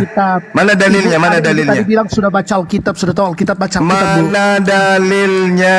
Ya, memberikan dalil. Sedangkan Mazmur 147 tidak ada perpuluhan kok dibahas perpuluhan. Pak Abraham, Bilangan 18:21. Jangan sampai membaca Alkitab membelok-belokkan isinya. Gurunda. Nangis. Baca bilangan 18. Baca bilangan 18:21. Baca bilangan 18:21. Terus baca semua untuk siapa di sana? Ya tadi udah dibaca. Kenapa nggak dengar? Perpuluhan itu hanya untuk Lewi. Bangsa Israel untuk imam-imam Lewi, Pak. Nggak ada untuk Yahudi. Kok kabur? Malu dia kan? Kabur. Malu dia. Perpuluhan itu tidak ada hubungannya dengan Roma, tidak ada hubungannya dengan Yunani. Jadi tolak ukurnya adalah ketika kemudian Mazmur 147 hukum-hukum Tuhan, ketetapan-ketetapan Tuhan kepada Bani Yakub, kepada Yakub, berarti di dalamnya juga termasuk perpuluhan. Itu tidak berlaku bagi bangsa lain. Dalilnya ada Mazmur 147, 19 dan 20. Itu poin. Kemudian yang kedua, ketika mereka masih menggunakan perpuluhan, asalnya pasti adalah Taurat. Sedangkan hukum-hukum kekal seperti sunat, kenapa batal? Sementara dalilnya di dalam Efesus 2 nomor 15 semuanya batal. Berarti termasuk perpuluhan. Nah, kenapa masih dipakai perpuluhan? Karena di situ ada fulus di situ, fulus. Silakan teman-teman dilanjut di sini azan. Lanjut. Assalamualaikum warahmatullahi wabarakatuh. Abangku semuanya. Aku di bawah aja. Waalaikumsalam warahmatullahi wabarakatuh. Buat Oten slotnya aku di bawah aja. Host Dedandar, aku di bawah aja nggak apa-apa. Jangan. Nggak apa-apa, aku di bawah aja buat Oten ini slotnya. Belum ada. Ini ada satu di sebelahnya Bang Moto, ini ada Yuxcan dari tadi ini dia. Oh, monggo lanjut. Kalau nggak ntar aku di bawah aja nggak apa-apa. Yuxcan. Iya, mungkin Yuxcan mau ambil dari original teks lagi mengenai masalah perpuluhan, silahkan. Aduh, ini dari tadi Yuxcan dibilangin mic-nya noise loh. Kamu turun dulu, nanti naik lagi. Turun, minta permintaan lagi ya. Soalnya dari tadi mic-nya tuh dia noise doubling aja dari tadi. Minta naik lagi Yusken. Ya jadi teman-teman sekali lagi ya bahwa sebetulnya perpuluhan itulah oten ya. Kadang-kadang begini, mereka mengklaim bahwa PL itu adalah bagian dari Bible. Ya, di mana PL yang menguntungkan mereka pakai yang mereka anggap merugikan, contohnya sunat, ya kan? Itu sudah jelas sunat itu pada perjanjian kekal antara Allah dengan Abraham beserta keturunannya turun temurun, baik yang dibeli baik yang dilahirkan di rumahnya atau dibeli dengan uang dari orang asing. Tapi bukan termasuk keturunannya wajib disunat. Tapi mereka nggak mau, menolak. Enggak lah, sunat itu katanya tradisi Yahudi. Dari mana sunat tradisi Yahudi? Perjanjian kekalnya antara Allah dengan Abraham. Abraham bukan Yahudi, ya. Dia bukan orang Yahudi, bukan. Dia orang Ur-Kasdim seperti itu. Jadi mereka di mana yang enak mereka ambil. Contohnya perpuluhan. Tapi yang nggak enak kayak larangan imamat, larangan makan babi, mereka tinggalkan. Mereka ganti dengan apa namanya, dengan bukan hukum haram tetapi dengan hukum najis. Contohnya ya, mereka bantah imamat yang mengharamkan babi dengan ayat yang ditulis oleh si Paulus yang menyatakan bukan yang masuk ke dalam mulut yang menajiskan kita, tapi yang keluar dari antara haram dengan najis jelas berbeda. Haram adalah hukumnya, tetapi najis ini adalah bendanya, seperti itu. Mereka akal-akalan gimana caranya merusak ajaran Yesus yang membawa ajaran nabi-nabi sebelumnya. Seperti itu. Ya, dirusak dengan ajaran Paulus. Maka tergenapi apa yang Yesus katakan di dalam Yohanes pasal 5 ayat 43, aku datang dengan nama Allah tetapi kalian menolaknya. Tetapi pada saat ada orang lain datang dengan membawa namanya sendiri, kalian menerimanya. Ini yang masih noise kayaknya punya Yuken ya. Nggak enak banget ya Kak Nat. Kita kalau pakai headset kedengeran banget. Oh bukan ya? Iya kedengeran. Bentar. Ini Bang Wendy, Bang Kesatria sama Bang Sampurna, ada yang bisa diturunin dulu soalnya ini ada teman Kristen yang minta naik. Ya, saya aja Kak, turunin Kak, turunin saya aja Kak. Dari bawah aja. Ya, makasih ya Bang ya. Ya. Insya Allah kapan-kapan naik lagi. Oke, sebentar aku naikin dulu ya.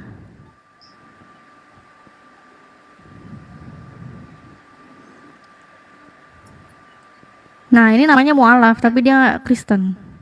Selamat siang. Siang. Ini ku tengok udah Alkitab melulu dibahas Bang Zuma tuh. Bang Zuma udah Kristen.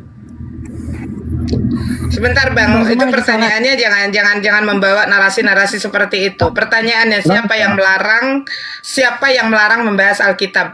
Apakah Anda tidak sadar di room Kristen sendiri membahas hadis dan Al-Qur'an? Kenapa pada saat Alkitabnya kita bahas keberatan? Ada larangankah untuk membahas Alkitab? Ya, terus. Karena isi yang kalian narasikan nggak sesuai dengan isi Alkitab. Silakan kalian membahas. Karena Alkitab yang sesuai itu yang seperti apa? Yang tidak sesuai itu yang seperti apa? Contohnya seperti apa tadi yang tidak sesuai? Yang mengatakan agama Kristen itu untuk bisnis, itu nggak sesuai lagi dengan narasinya, nggak cocok lagi. Nah, memang pada faktanya demikian. Sekarang saya mau tanya, Mbak. Berani Anda bertanggung jawab, menyatakan bahwa Kristen berani. Saya mau tanya, kenapa itu antara pendeta dan pendeta terjadi perebutan jemaat itu untuk apa? Kenapa para pendeta menggunakan ayat-ayat ma'asyir yang bukan ditujukan untuk pendeta? Itu Anda sendiri di agama Anda pun seperti itu kan? Kenapa ada perang saudara antara sesama Islam? Itu nggak usah dibahas. Enggak nyambung. Kenapa? Enggak nyambung. Enggak nyambung. Pertanyaan saya, kamu tahu nggak pertanyaan saya? Paham nggak? Apa yang menyebabkan pendeta berebut itu bukan urusan Anda. Itu bukan urusan Anda. Bukan urusan saya apa? Saya berbicara di sini, kita berbicara di sini. Iya, bukan urusan Anda. Di sini kita bukan berbicara masalah urusan. Kalau Anda pertanyakan iman kami, silahkan. Begitu. Saya mau tanya siapa yang melarang membahas masalah keimanan kalian. Saya mau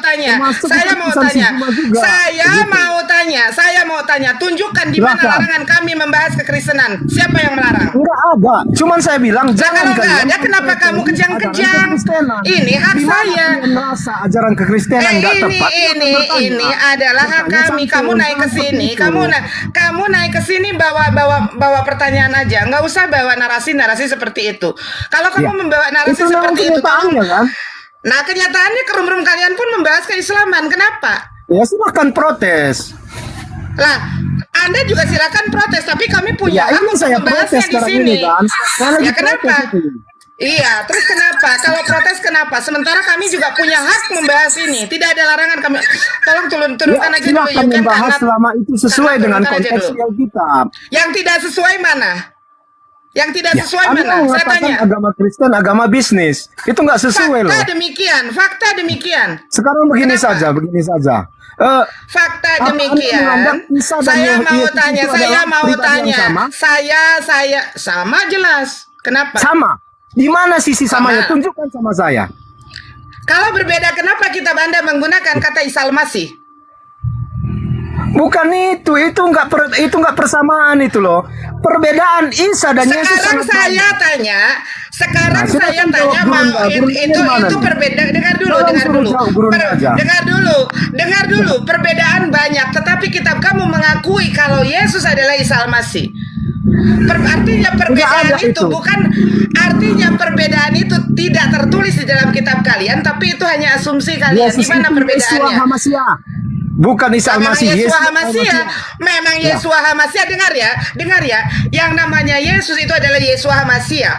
Iya, tapi kamu harus ingat dulu, Yesua Hamasia tidak pernah jadi Tuhan. Jangankan jadi Tuhan, sebagai Mesias pun dia ditolak. Kenapa? Tuhan, tapi di Alkitab itu jelas dinyatakan bahwa Yesus itu adalah Tuhan. Nah, berarti bukan Yesua Hamasia, karena Yesua Hamasia bukanlah Tuhan. Kok mengklaim, heran. Sekarang saya mau tanya. Sekarang saya mau tanya sama kamu, di mana di dalam kitab kamu Yesua Hamasia itu jadi Tuhan? Jadi kalau saya sebutkan nanti cemana? Anda mau menjadi Kristen? Silahkan sebutkan. Anda jadi Kristen kalau saya sebutkan. Kalau kamu bisa menyebutkan di mana Yesua Hamasia itu Kristen, ya? Kristen. Saya akan dengar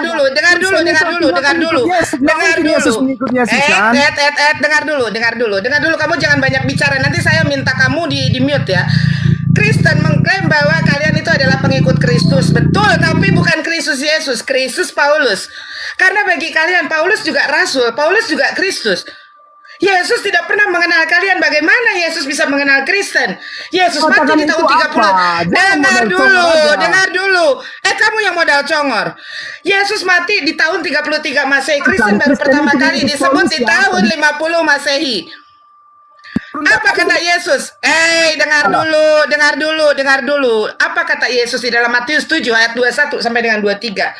Bukan setiap orang yang berseru kepada aku, Tuhan, Tuhan. Tetap yang masuk ke dalam kerajaan sorga. Yang masuk ke dalam kerajaan sorga adalah yang mengikuti kehendak Bapakku yang ada di sorga. Nanti kalian akan protes. Ya Tuhan, bukankah kami bernubuat atas namamu, melakukan mukjizat dan mengusir setan atas namamu? Pada saat itulah Yesus akan berterus terang dan mengusir kalian. Enyahlah kalian dari hadapanku, aku tidak mengenal kalian. Kalian pelaku kejahatan. Nah, yang menyebut Yesus Tuhan adalah pelaku kejahatan dan akan diusir oleh Yesus. Silakan. Anda memenggal-menggal isi Alkitab. Kata itu diri dari. Silakan Ya, baca. biar saya Semuanya jelaskan. baca. Biarkan saya Silakan ngomong. baca. Ayo. Oke, tunggu dulu. Silakan. Kata terdiri dari huruf dan kalimat terdiri dari beberapa kata. Ketika kata dipisah-pisahkan tidak membentuk sebuah kalimat, itu tidak mempunyai arti. Nggak bisa membentuk suatu maksud yang ingin disampaikan. Kamu menyatakan saya memenggal ayat. Coba bacakan ayat selengkapnya. Bacakan mana ada? Mana? Ya silakan baca sepenuhnya. Boleh, bacakan sepenuhnya. Bacakan satu perikop kalau kau berani. Ayo. Ya, oke. Kalau kamu mengatakan saya memenggal ayat, kamu bacakan satu perikop. Apakah di sana Yesus Tuhan atau utusan? Silakan. Matius 7. Baca satu perikop.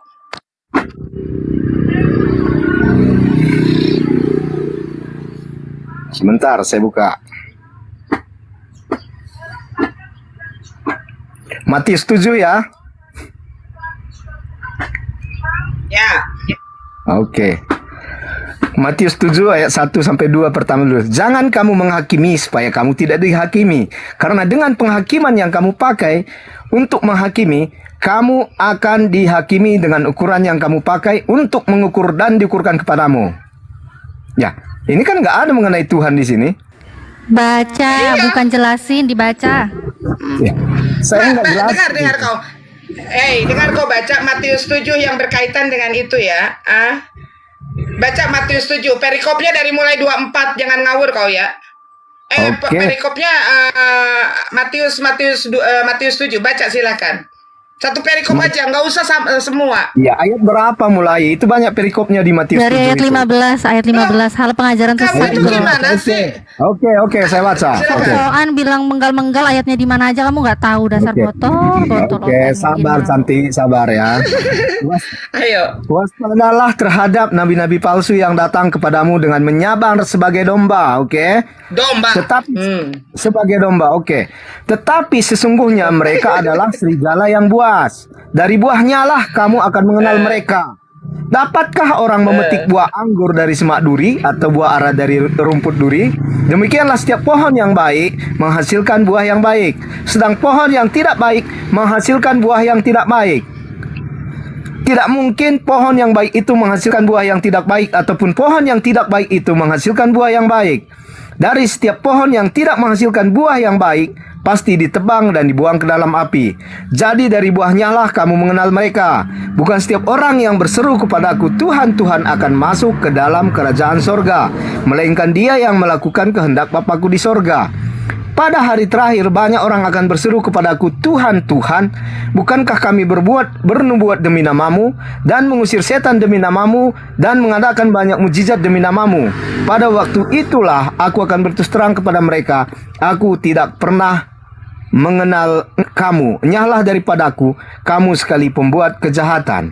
Ya, masalahnya di mana, bro? Oke, pertanyaannya, siapa yang mengaku sebagai domba di sini?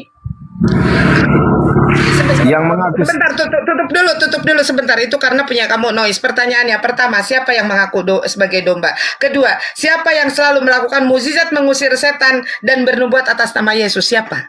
Silakan jawab. Oke, di sini disebutkan tadi nabi palsu ya. Di ayat awal ini nabi palsu. Oke. Dengar pertanyaannya sudah jelas. Nabi palsu. Waspadalah terhadap nabi-nabi palsu. Itu di ayat 15 Iya, loh. pertanyaan saya bukan itu. Dengar dulu. Jelas di situ yang disebut nabi palsu adalah mereka yang menyamar sebagai domba. Pertanyaannya, siapa yang selalu ngaku sebagai domba? Kedua, siapa yang selalu bernubuat melakukan mukjizat dan mengusir setan atas nama Yesus? Siapa? Silakan.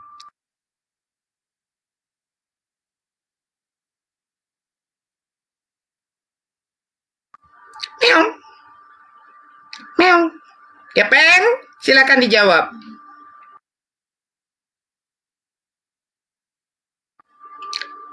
Ayo dijawab dong, siapa di sana yang disebut sebagai domba, yang selalu ngaku sebagai domba? Di sini kan tadi ada disebutkan. Siapa yang melakukan mukjizat mengusir setan dan bernubuat atas nama Yesus? Silakan. Apakah umat Islam? Apakah Nabi Muhammad SAW?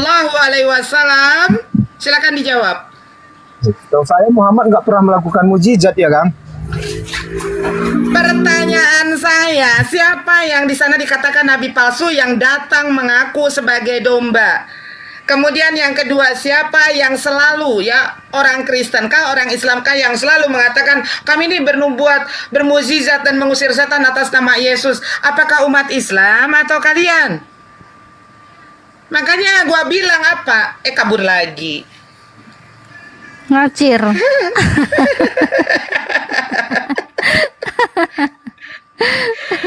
Aduh, Oten pada ngacir. Nah itulah Oten. Kalau masalah adu mulut, mereka pintar, keras suaranya. Tapi pada saat dihadapkan dengan ayat-ayat yang tertulis di dalam Bible-nya, mereka nggak kuat. Tapi mereka sosokan mau berantem sama Bible-nya sendiri gitu loh. Langsung dijawab mualaf, siapa yang bernubuat demi nama Yesus, mengusir setan dengan nama Yesus siapa? Orang sama Kristen yang apa orang mengaku Islam? sebagai domba, sama yang ngaku domba-domba. Karena selama ini yang kami ini dombanya Yesus, kami ini adalah dombanya Yesus, ya kan? Siapa coba? Apakah umat Islam atau kalian? Ya, kita saling menghargai. Dijawab kok, kita saling menghargai, dijawab. Iya, maksudnya begini, ketika saya menjawab, tolong jangan dipotong.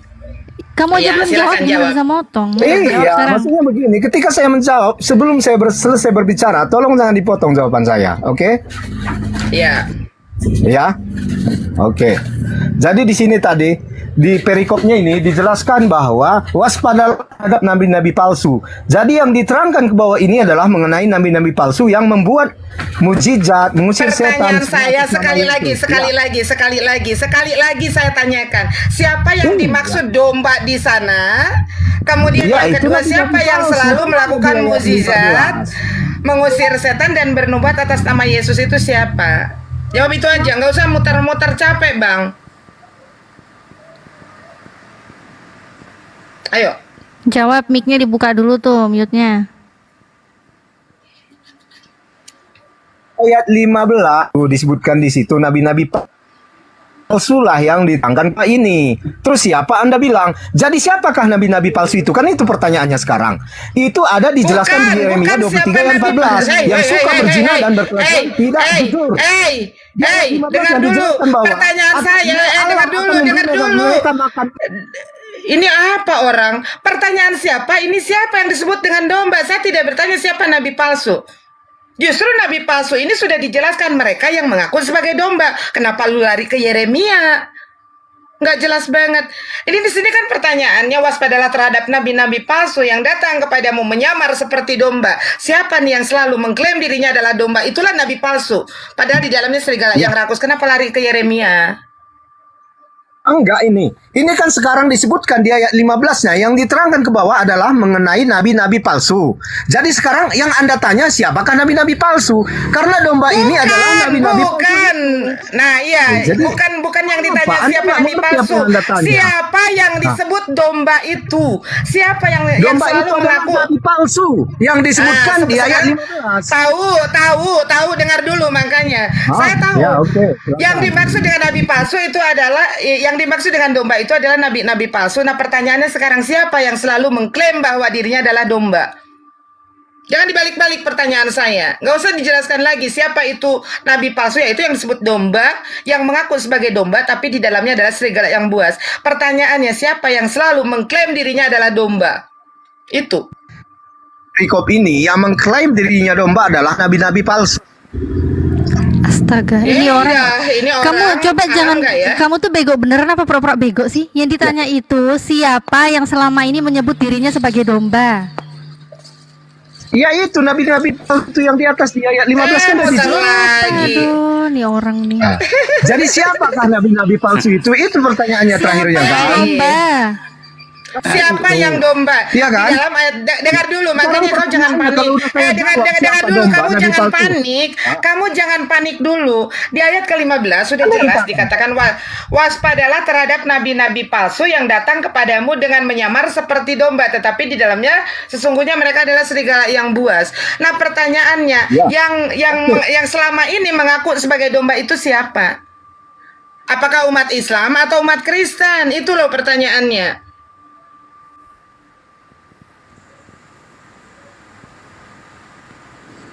Jawab. Muter-muter mau mencari pembenaran kamu itu.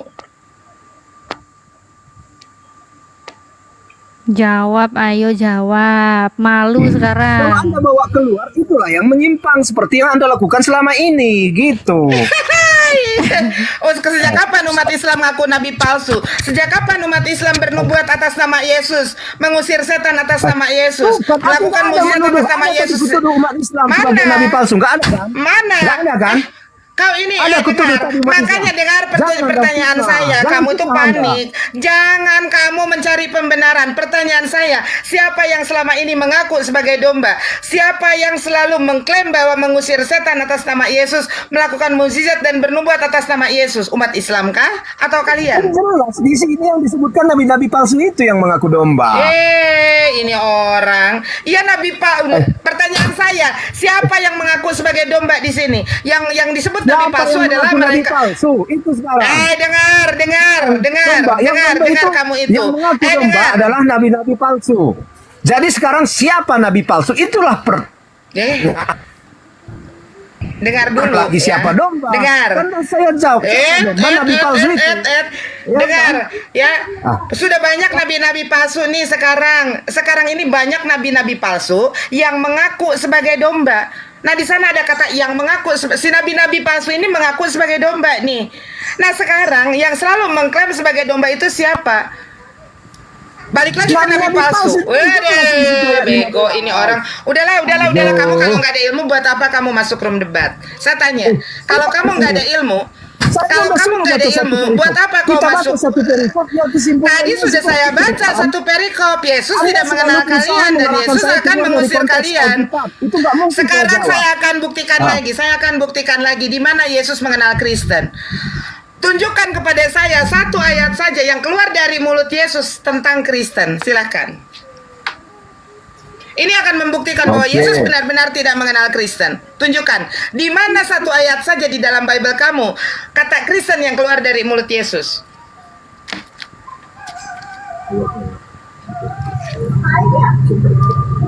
Oke, saya ambil ayatnya ya.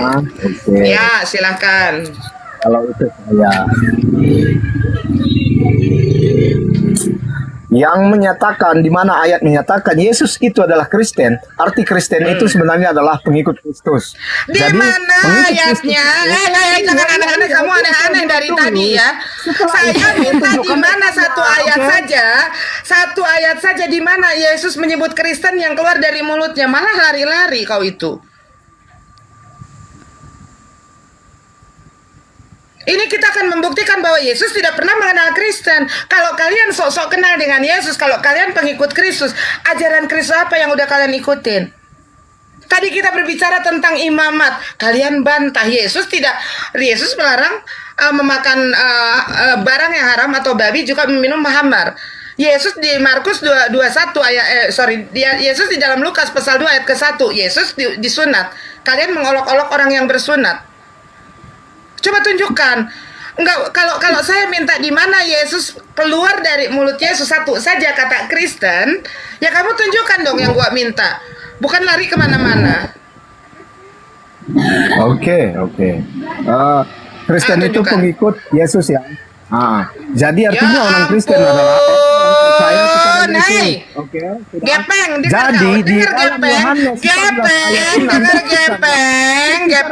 dengar dulu. Yang saya minta di mana dalilnya Yesus mengeluarkan kata Kristen dari mulutnya? Kok kamu muter-muter kalau nggak ada bilang nggak ada? Malah lari ke Kristen pengikut Kristus. Aneh kau itu. Saya tanya di mana dalilnya di dalam Bible? Di mana dalilnya di dalam Bible Yesus mengeluarkan kata Kristen? Itu pertanyaan saya. Jangan muter-muter. Ini kita akan membuktikan apakah benar Yesus itu kenal Kristen. Seperti yang tadi kita bahas di dalam Matius 7 21 sampai 23. Jelas Yesus mengatakan aku tidak mengenal kalian. Bahkan Yesus akan mengusir kalian. Bahkan Yesus mengatakan kalian pelaku kejahatan. Ini kita akan buktikan. Benar enggak? Kesatria PD tolong di-mute dulu, Bang. Bang, tolong di-mute dulu. Kanat ini tolong di-mute dulu. Kanat. Iya, ini di-mute nggak bisa ini ya. Ntar aku turunin aja dulu. Atau turunkan aja dulu. Iya, aku turunin. Ya. Jadi sekarang ya, kita akan membuktikan benar nggak Yesus itu kenal Kristen. Coba cari dalam Bible kamu satu ayat saja yang Yesus berbicara tentang kekristenan. Gitu loh. Jangan malah jawabannya kami ini Kristen pengikut Kristus. Pret, gepeng lu ah. Ditanya apa nggak nyambung. Ya, oke. Udah selesai ngomong. Biar saya lagi.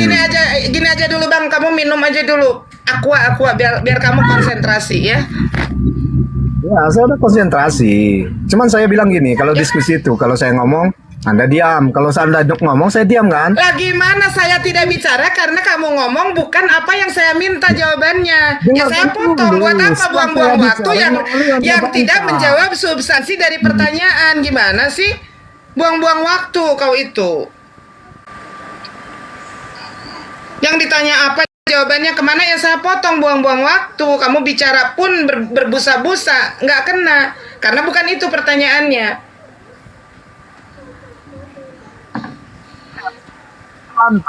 Itu baru diskusi. Masa ketika saya ngomong Anda bantah, itu bukan diskusi. Yang diminta dalilnya di mana Yesus mengatakan Kristen. Ya, Yesus mengenal Kristen. Anda langsung potong. Dalilnya bukan Kristen itu artinya, nggak nanya artinya, diminta dalilnya. Mana Yesus mengatakan Kristen. Iya. Silakan dijawab. Saya tahu di mana ayat di Alkitab yang menyebutkan kata Kristen maksud Anda kan? Yesus Ya udah, saya sebut Bukan. Yesus mengatakan, silakan dijawab. Ya, oke. Nah, tapi mohon ya, sebelum saya selesai bicara, tolong jangan dipotong ya, oke? Ya. Kristen itu adalah pengikut Yesus, ya kan? Jadi kata Kristen itu ada tersirat di dalam Alkitab di Yohanes 14 ayat 6. Kata Yesus kepadanya, "Akulah jalan dan kebenaran dan hidup. Tidak ada seorang pun yang datang kepada Bapa lagi nih. Oke, dengarkan dulu. Enggak, kamu kemana aja ini lari-lari kemana? Bangun dari tidur, bangun dari tidur, jangan ngigau di tengah. Mandi sono. Yang diminta di mana Yesus mengeluarkan kata Kristen dari mulutnya. Kamu bicara akulah jalan kebenaran dan hidup. Ini makanya enggak salah. Dengar kau mualaf. Makanya tidak salah Bible kau mengatakan kalian itu umat-umat yang bodoh dan tolol. Tidak salah Bible mengatakan kalau kalian itu adalah bodoh karena Kristus. Yang ditanya di mana ayatnya Yesus mengatakan keluar dari mulut Yesus kata Kristen. Kamu jawab dengan mengatakan bahwa akulah jalan kebenaran dan hidup. Ya, itu Yesus itu enggak ada sama sekali kaitannya. Yesus mengatakan akulah jalan kebenaran dan hidup, tidak akan ada yang sampai kepada Bapa jika tidak melalui aku. Itu bukan menunjukkan bahwa Yesus berbicara tentang kekristenan. Itu Yesus sedang berbicara bahwa dia adalah jalan buat orang-orang Yahudi, untuk orang-orang Bani Israel. Karena Yesus diutusannya untuk domba-domba yang hilang dari kalangan Bani Israel. Kamu jangan ngawur kemana-mana. Ya, kami ini isi Bible-mu tuh sudah ada di dalam kepala kami. Jadi kalau kamu mau ngakal-ngakalin nggak bisa, Bang. Anda terlalu ini kitab. Apa? Seperti Apa sih ngomong di dalam ember? Ngomongnya di dalam ember nih orang. Ngomongin jelas di dalam ember. Keluar dari embermu, ngomongnya jelas. Permisi. Coba fokus, Bang. Oh ya, Bang Zuma. Silakan, Bang. Silakan diunjuk. Mualaf nih diunjuk, Bang. Ya, baik. Gini, saudara mualaf, saya ingin membacakan sebuah data dulu ya. Nanti saudara luruskan kalau saya tidak paham data ini. Yeremia 23:13-16. Di kalangan para nabi Samaria, aku melihat ada yang kurang pantas. Mereka bernubuat demi Baal dan menyesatkan umatku Israel. Tetapi di kalangan para nabi Yerusalem, aku melihat ada yang mengerikan. Mereka berzina dan berkelakuan tidak jujur. Mereka menguatkan hati orang-orang yang berbuat jahat, sehingga tidak ada seorang pun yang bertobat dari kejahatannya. Semuanya mereka telah menjadi seperti Sodom bagiku dan penduduknya seperti Gomora. Sebab itu beginilah firman Tuhan semesta alam mengenai para nabi itu. Sesungguhnya aku akan memberi mereka makan ipu dan minum racun, sebab dari para nabi Yerusalem telah meluaskan kefasikan ke seluruh negeri. Beginilah firman Tuhan. Jangan dengarkan perkataan para nabi yang bernubuat kepada kamu. Mereka hanya memberi harapan dan sia-sia kepadamu, hanya mengungkapkan penglihatan rekan hatinya sendiri, bukan apa yang datang dari mulut Tuhan. Jadi kitab Yeremia ini mewanti-wanti orang yang ada di Yerusalem sana tentang adanya nabi-nabi palsu di tengah-tengah mereka.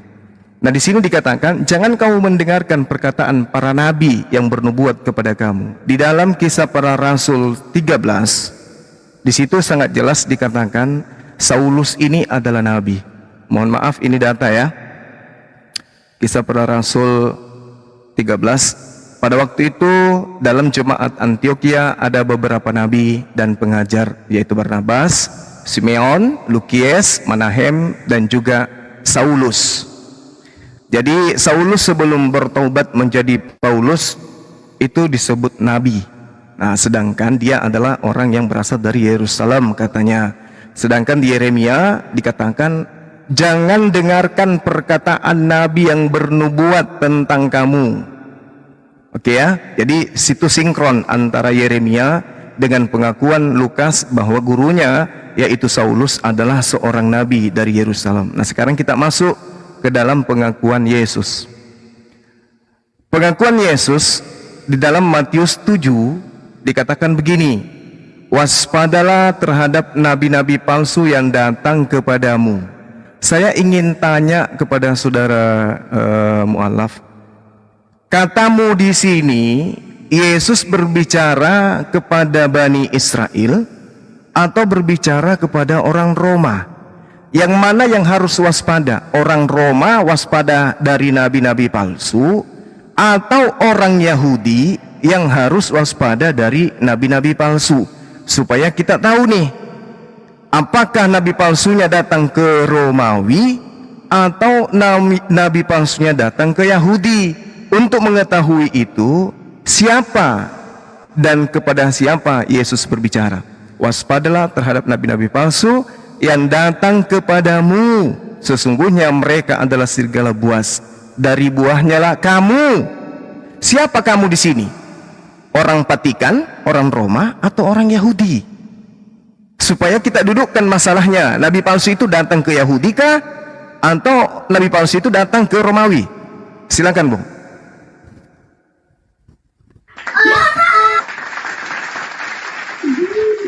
Kalau dibaca di sinimu ini adalah orang yang berbicara dengan Yesus pada saat itu. Ya, siapa Tapi itu, kalau kita lihat dalam tunggu. Kita diskusi pakai akal. Siapa kamu di situ? Oke. Yahudi atau Romawi?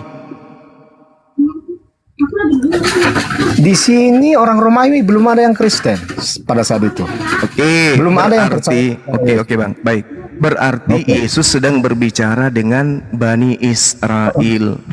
Orang Yahudi. Oke. Pertanyaannya kemudian adalah, siapa yang datang kepada Bani Israel mengaku-ngaku sebagai nabi, membawa ajaran kemudian? Anda memutarnya langsung. Ketika Alkitab berbaca, sabar saudara. Yesus berkata kepada muridnya angkatan pertama, bukan berbicara kepada Yahudi, berarti bukan Romawi. Berarti ada nabi palsu yang datang kepada murid Yesus angkatan pertama. Oke. Saya bertanya, siapakah yang datang kepada murid Yesus ngaku-ngaku sebagai pengikut Yesus? Silakan. Di sini kalau dalam perikop ini kita baca ya, di sini tidak ada dibuat tenggang waktu dan siapakah nabi palsu itu, nggak ada sebenarnya di sini. Yang di sini disebutkan domba adalah nabi palsu. Jadi pertanyaannya, siapakah nabi palsu? Bukan siapakah yang mengaku-ngaku datang ke murid Yesus sebagai Bukan itu nanti kalau Anda memakai data akal-akalan kayak begitu, nanti akan melebar kemana-mana. Ini dengar. Ini saya ibaratkan ya, Bang Suma sedang sabar. Bang Suma sedang berbicara dengan orang. Sabar dulu, Bang. Kita diskusinya yang baik. Bang Suma berbicara kepada orang Makassar di tahun 2024. Bang Suma berkata begini. Waspadalah kepada nabi-nabi palsu yang datang kepadamu. Mu di sini adalah warga kota Makassar di tahun 2024. Nabi-nabi palsu itu akan datang kepada kalian menyamar seperti domba, tetapi sesungguhnya mereka adalah serigala yang buas. Dari buahnya lah kamu akan mengenal mereka. Artinya, ajaran nabi palsu yang muncul di tengah-tengah orang-orang Yahudi itu akan berbeda dengan ajaran Yahudi. Karena buahnya kamu akan mengenal dia. Nah, sekarang permasalahannya, ketika di 2024 Bang Suma kemudian berangkat ke kota Jakarta, tiba-tiba ada orang dari luar Makassar masuk ke Makassar mengaku-ngaku sebagai utusan Bang Suma dan mengajarkan kemudian ajaran di luar daripada budaya Makassar. Pertanyaan saya, siapa yang datang pada murid Yesus angkatan pertama yang membawa ajaran aneh? Yang tadinya kemudian mengajarkan Taurat, kok tiba-tiba mengajarkan Taurat itu adalah sampah. Dari buah itulah yang kemudian harus dikenal oleh murid Yesus. Sekali lagi saya katakan, waspadalah terhadap nabi palsu yang datang kepadamu. Mu di sini adalah Bani Israel, angkatan awal pengikut Yesus. Siapa kemudian yang tidak pernah bersentuhan dengan Yesus, tiba-tiba muncul mengaku-ngaku sebagai pengikut dan bahkan mengaku utusan Yesus. Itu siapa yang datang kepada murid-murid Yesus? Silakan. Kalau soal yang Anda tanyakan itu nggak sinkron dengan apa ini, nggak perikop ini. Nggak ada yang Anda tanyakan itu berhubungan dengan perikop ini. Tetapi kalau Anda terus memaksakan ke situ, berarti Anda nggak memahami isi perikop ini, gitu. Anda selalu mengarahkan ke tempat lain, padahal perikop ini jelas bukan ke situ. Tapi Anda mengarahkan ke situ. Jadi kalau Anda selalu mengarahkan, mencoba membuat apa yang dipikirkan Anda dipikirkan oleh kawan diskusi Anda, itu bukan diskusi namanya. Itu nggak pakai akal. Jadi ketika Anda mengatakan Anda pakai akal, kalau saya ini Anda enggak. Cuman Anda selalu mengarahkan ke tempat lain.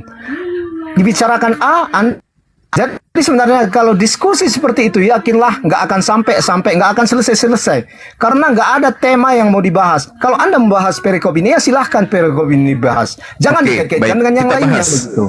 Baik, kita bahas perikopnya, Bang. Ya, di situ jelas hal pengajaran yang sesat. Satu, Yesus berbicara dengan manusia yang ada di depannya, di mana nabi palsu ini wajib mutlak datang kepada orang yang di hadapannya.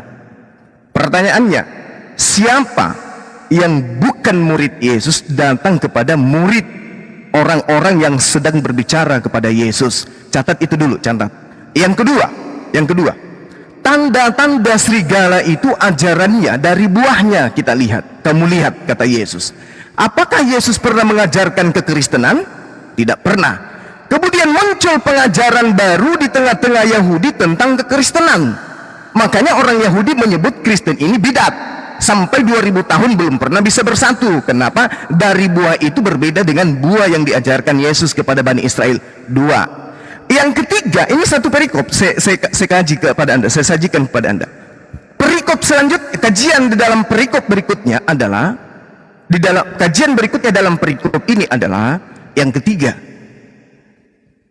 Orang-orang akan muncul memanggil Yesus Tuhan. Saya ulang ya.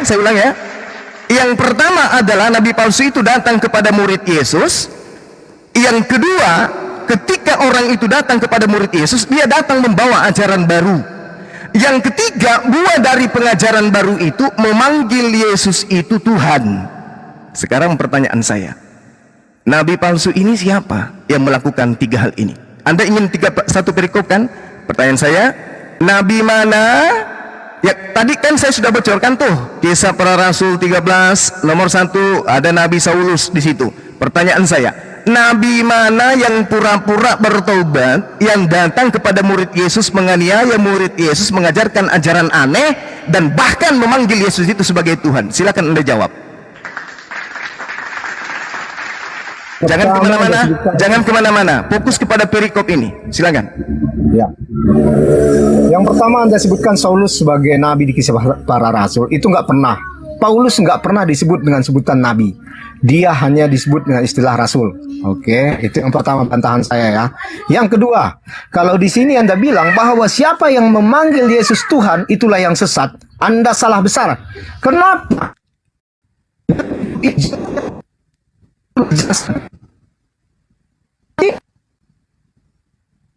Orang yang menyebut Yesus adalah Tuhan, tetapi dari perbuatannya enggak menggambarkan dia bahwa menyebut Yesus ini Tuhan. Jadi itu yang perlu Anda camkan, bahwa dari perikop ini jelas orang yang berbuat tidak sesuai dengan keinginan Tuhan, tetapi memanggil dia Yesus itu adalah Tuhan, itulah yang membawa kesesatan. Itulah yang sebagai domba di sini. Biar jelas perikop ini. Oke, saya rasa itu aja bantahannya. Memang itulah perikop ini. Oke, sekian. Jadi pengikut daripada nabi palsu itu akan selalu menyesatkan manusia. Itu poinnya dulu. Tanda-tanda penyesat itu selalu mengelabui, selalu berdusta, dan cuma akal-akalan. Itu keturunan atau pengikut daripada ajaran si nabi palsu. Anda mengatakan Saulus ini tidak pernah disebut nabi palsu, berarti Anda pembohong, Anda pendusta. Pendusta itu sifat setan. Oke ya? Kisah Para Rasul 13 nomor 1 jelas sekali di sana ada kata propetes. Propetes dalam bahasa Yunani, dalam bahasa kita adalah nabi atau nafi dalam bahasa Ibrani. Itu nefi dalam bahasa Ibrani. Itu yang Anda harus pahami. Saulus dikatakan, saya bacakan kepada saudara ya. Pada waktu itu dalam jemaat di Antioquia. Di Antioquia ini pertama kali Kristen dibentuk. Ada beberapa nabi, ada beberapa nabi, tidak dikatakan ada beberapa rasul, tapi ada beberapa nabi. Di antaranya adalah Saulus. Waspadalah kepada nabi-nabi palsu. Yesus mengatakan itu. Dan Paulus sebelum mengganti nama menjadi Paulus, dia meninggalkan identitasnya sebagai nabi palsu, terekam di dalam Matius 13 nomor 1. Paham itu ya, jangan berbohong. Tapi kalau Anda pengikut nabi palsu pasti berbohong. Kemudian Yesus mengatakan, dari buahnya kamu akan mengenal mereka. Dapatkah orang memetik buah anggur dari semak duri atau buah arak dari rumput duri? Makanya orang-orang Yahudi tidak percaya kepada Saulus.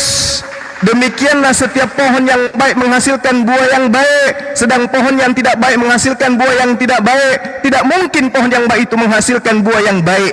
Tidak mungkin menyembah Yesus itu ajaran baik. Gak mungkin. Nabi mana yang mengajarkan ajaran menyembah Yesus itu? Gak ada.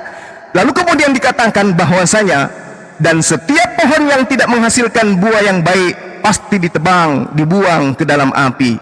Orang-orang Kristen itu ditebang dari ajaran para nabi Yahudi. Pahami itu dengan baik. Jadi dari buahnya lah kamu akan mengenal mereka.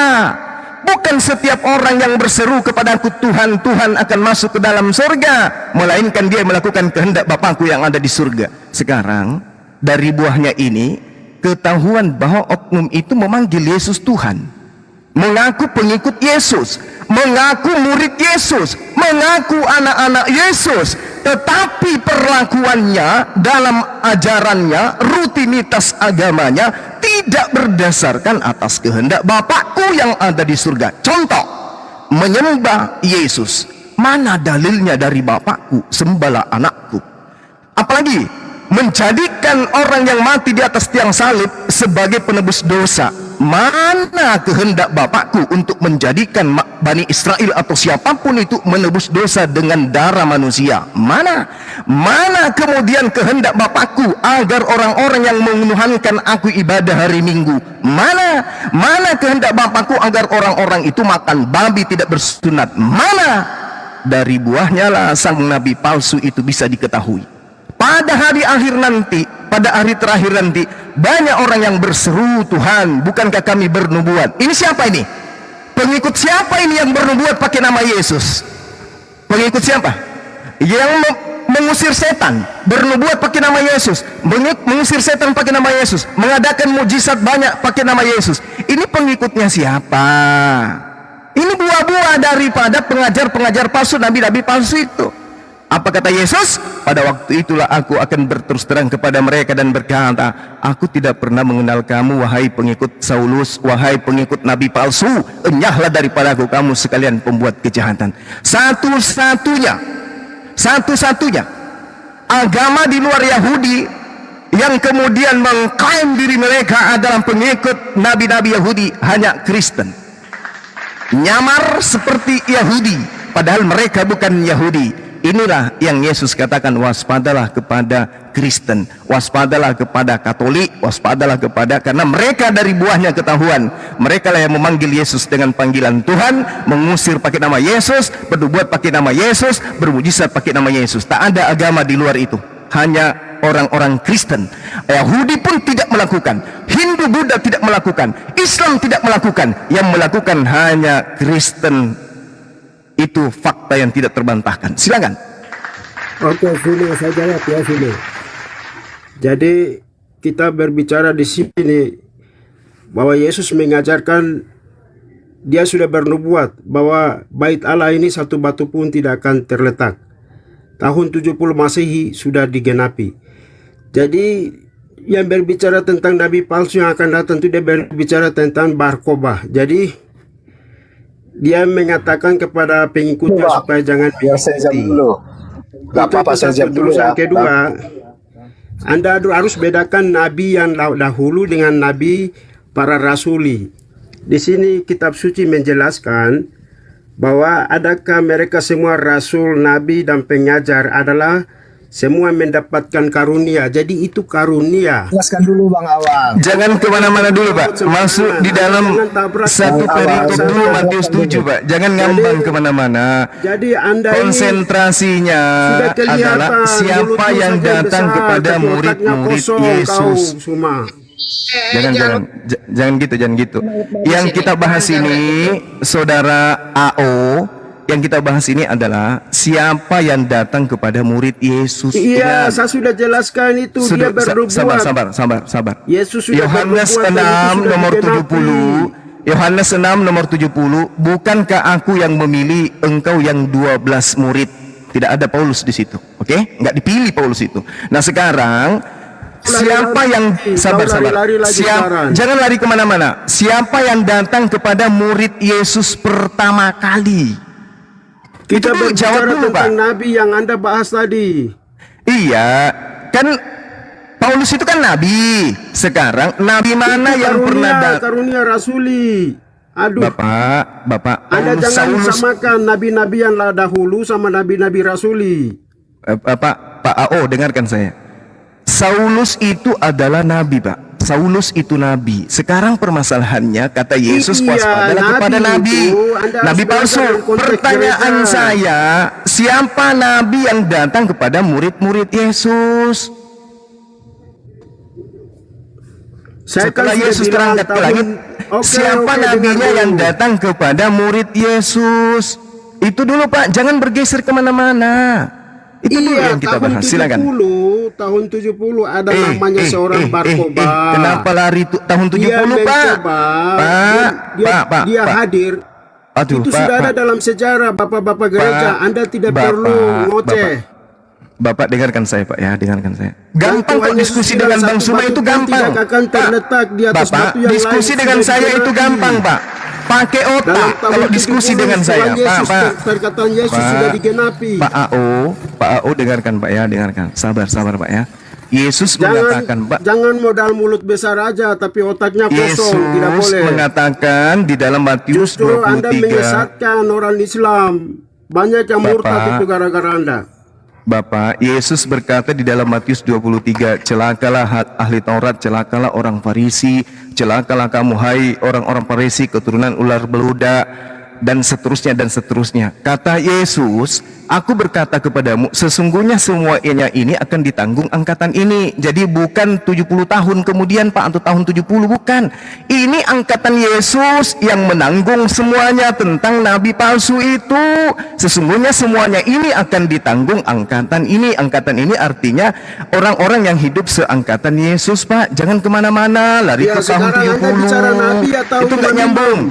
Itu nggak nyambung. Nah, sekarang Anda fokus, jangan lari-lari. Ya jangan lari, makanya kita fokus kepada pengajaran Yesus. Kalau orang Farisi saja, kalau Nabi makanya saja. Makanya siapa orang Farisi yang datang kepada murid Yesus yang adalah nabi palsu itu, siapa Pak? Itu Paulus sendiri sudah bersaksi dahulu memang aku di situ. Tetapi sekarang Anda sudah mengakui. Berarti Anda sudah mengakui bahwa Sauluslah nabi palsu yang dimaksud. Bukan nabi palsu. Lalu siapa? Nabi palsu.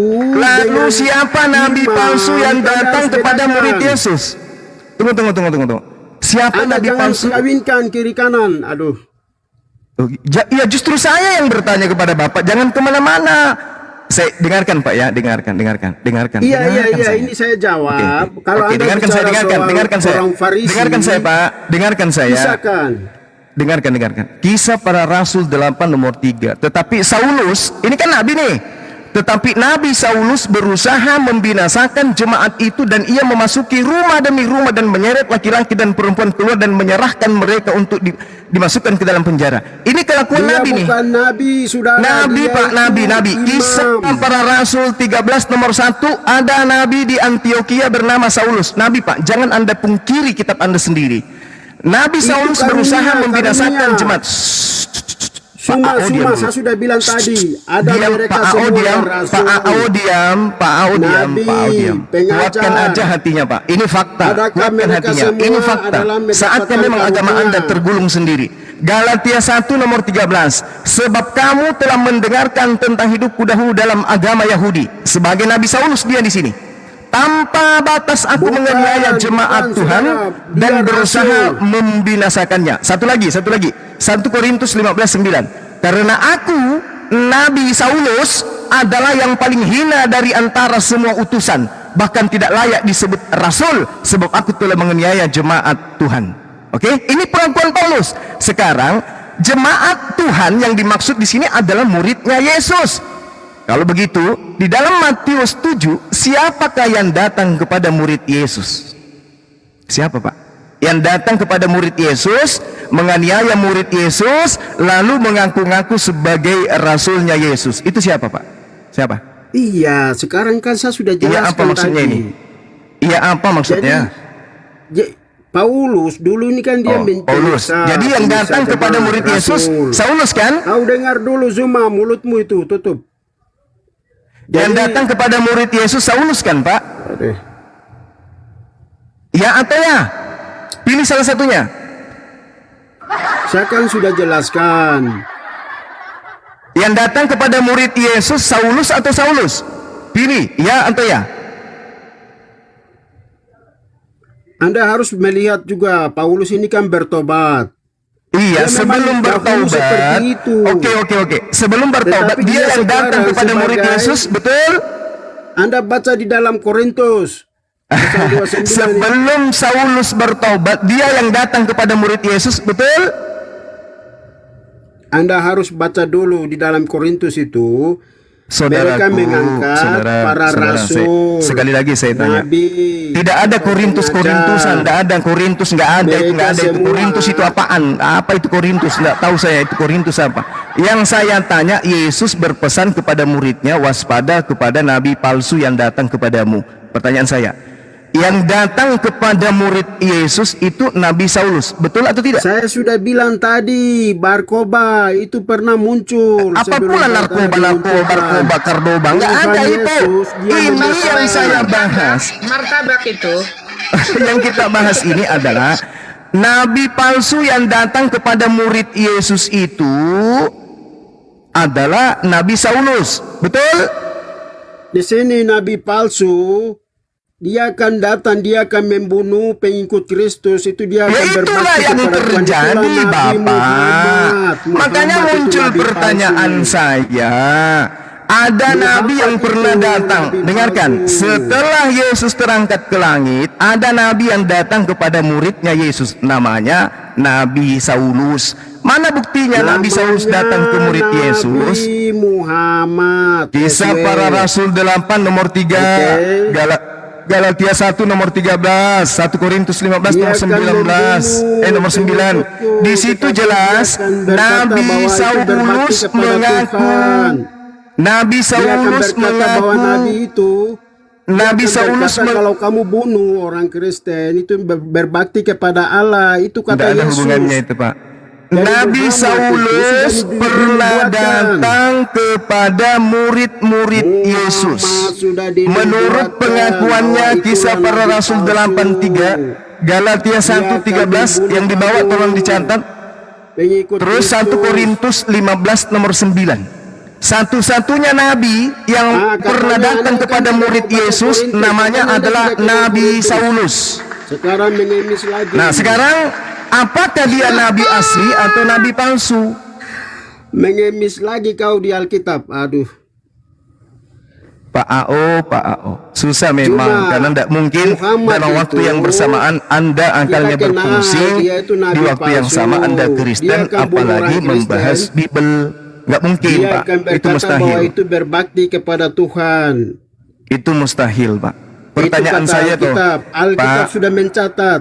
Pertanyaan saya loh, tahu Pak. bahwa Muhammad itu nabi palsu. Iya, silakan aja. Berarti Nabi Muhammad yang bertemu di abad pertama dengan murid Yesus ya? Itulah Nabi Muhammad. Jadi Nabi Muhammad hidup di abad pertama ya? Pak, 1 Yohanes 2 bunyinya gini. Anak-anakku, waktu ini adalah waktu terakhir. Sama seperti yang kamu dengar, seorang antikristus akan datang. Sekarang telah bangkit banyak antikristus. Itulah tandanya bahwa waktu itu benar-benar waktu yang terakhir. Memang mereka berasal dari antara kita. memang mereka berasal dari antara kita. Itu siapa Pak? Yang berasal dari tengah-tengah pengikut Yesus yang mengaku sebagai Barkoba, itu orang Barkoba Yahudi lagi. sendiri. Jadi Barkoba yang jadi sasaran ini. Ya. Gini loh Pak, gini Pak. Sekarang mari kita lihat Pak ya. Di dalam Kisah Para Rasul 13 nomor 1, Saulus adalah nabi. Al-Qur'anul Karim juga Anda harus tahu Yesus itu Al-Quran juga mengatakan Nabi Muhammad itu juga adalah nabi. Jadi ada dua nabi nih. Nabi palsu itu datang kepada murid Yesus angkatan pertama. Pertanyaannya, siapa di antara kedua nabi ini, Saulus atau Nabi Muhammad, yang pernah datang kepada murid-murid Yesus angkatan pertama? Siapa Pak? Coba jujur dulu, jujur. Saya hitung sampai 10 ya. 1, perkataan sudah terbukti nubuatnya bahwa satu batu pun tidak akan terletak di atas batu yang lain. 4, sudah digenapi di tahun 70. 5, 6, terus 60 Barkoba muncul. 8, dia mau melawan Romawi. 9, sudah 10. digenapi semua di dalam Terima kasih Pak. Yesus. Udah diam Pak, diam. Anda bukan level saya berdiskusi. Diam.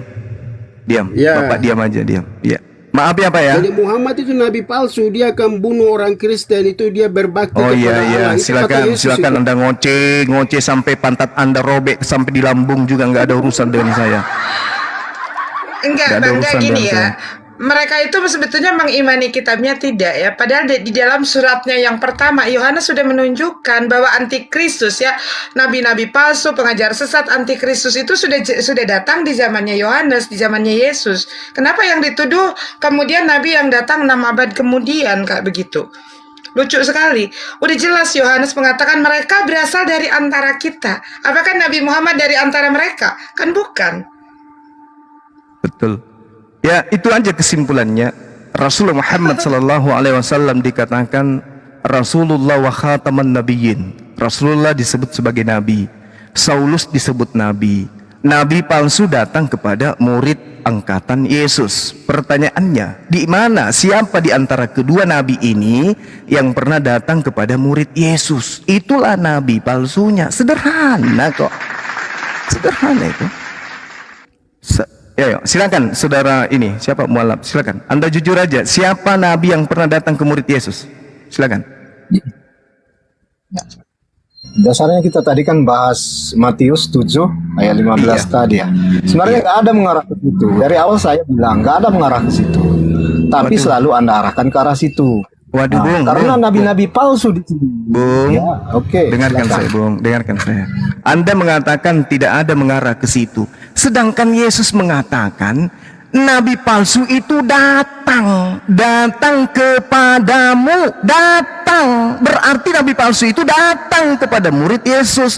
Pertanyaan saya, siapa yang pernah datang ke abad pertama bertemu dengan murid Yesus yang adalah nabi? Apakah Nabi Muhammad sallallahu alaihi wasallam atau Nabi Luga Tambunan ataukah Nabi Saulus?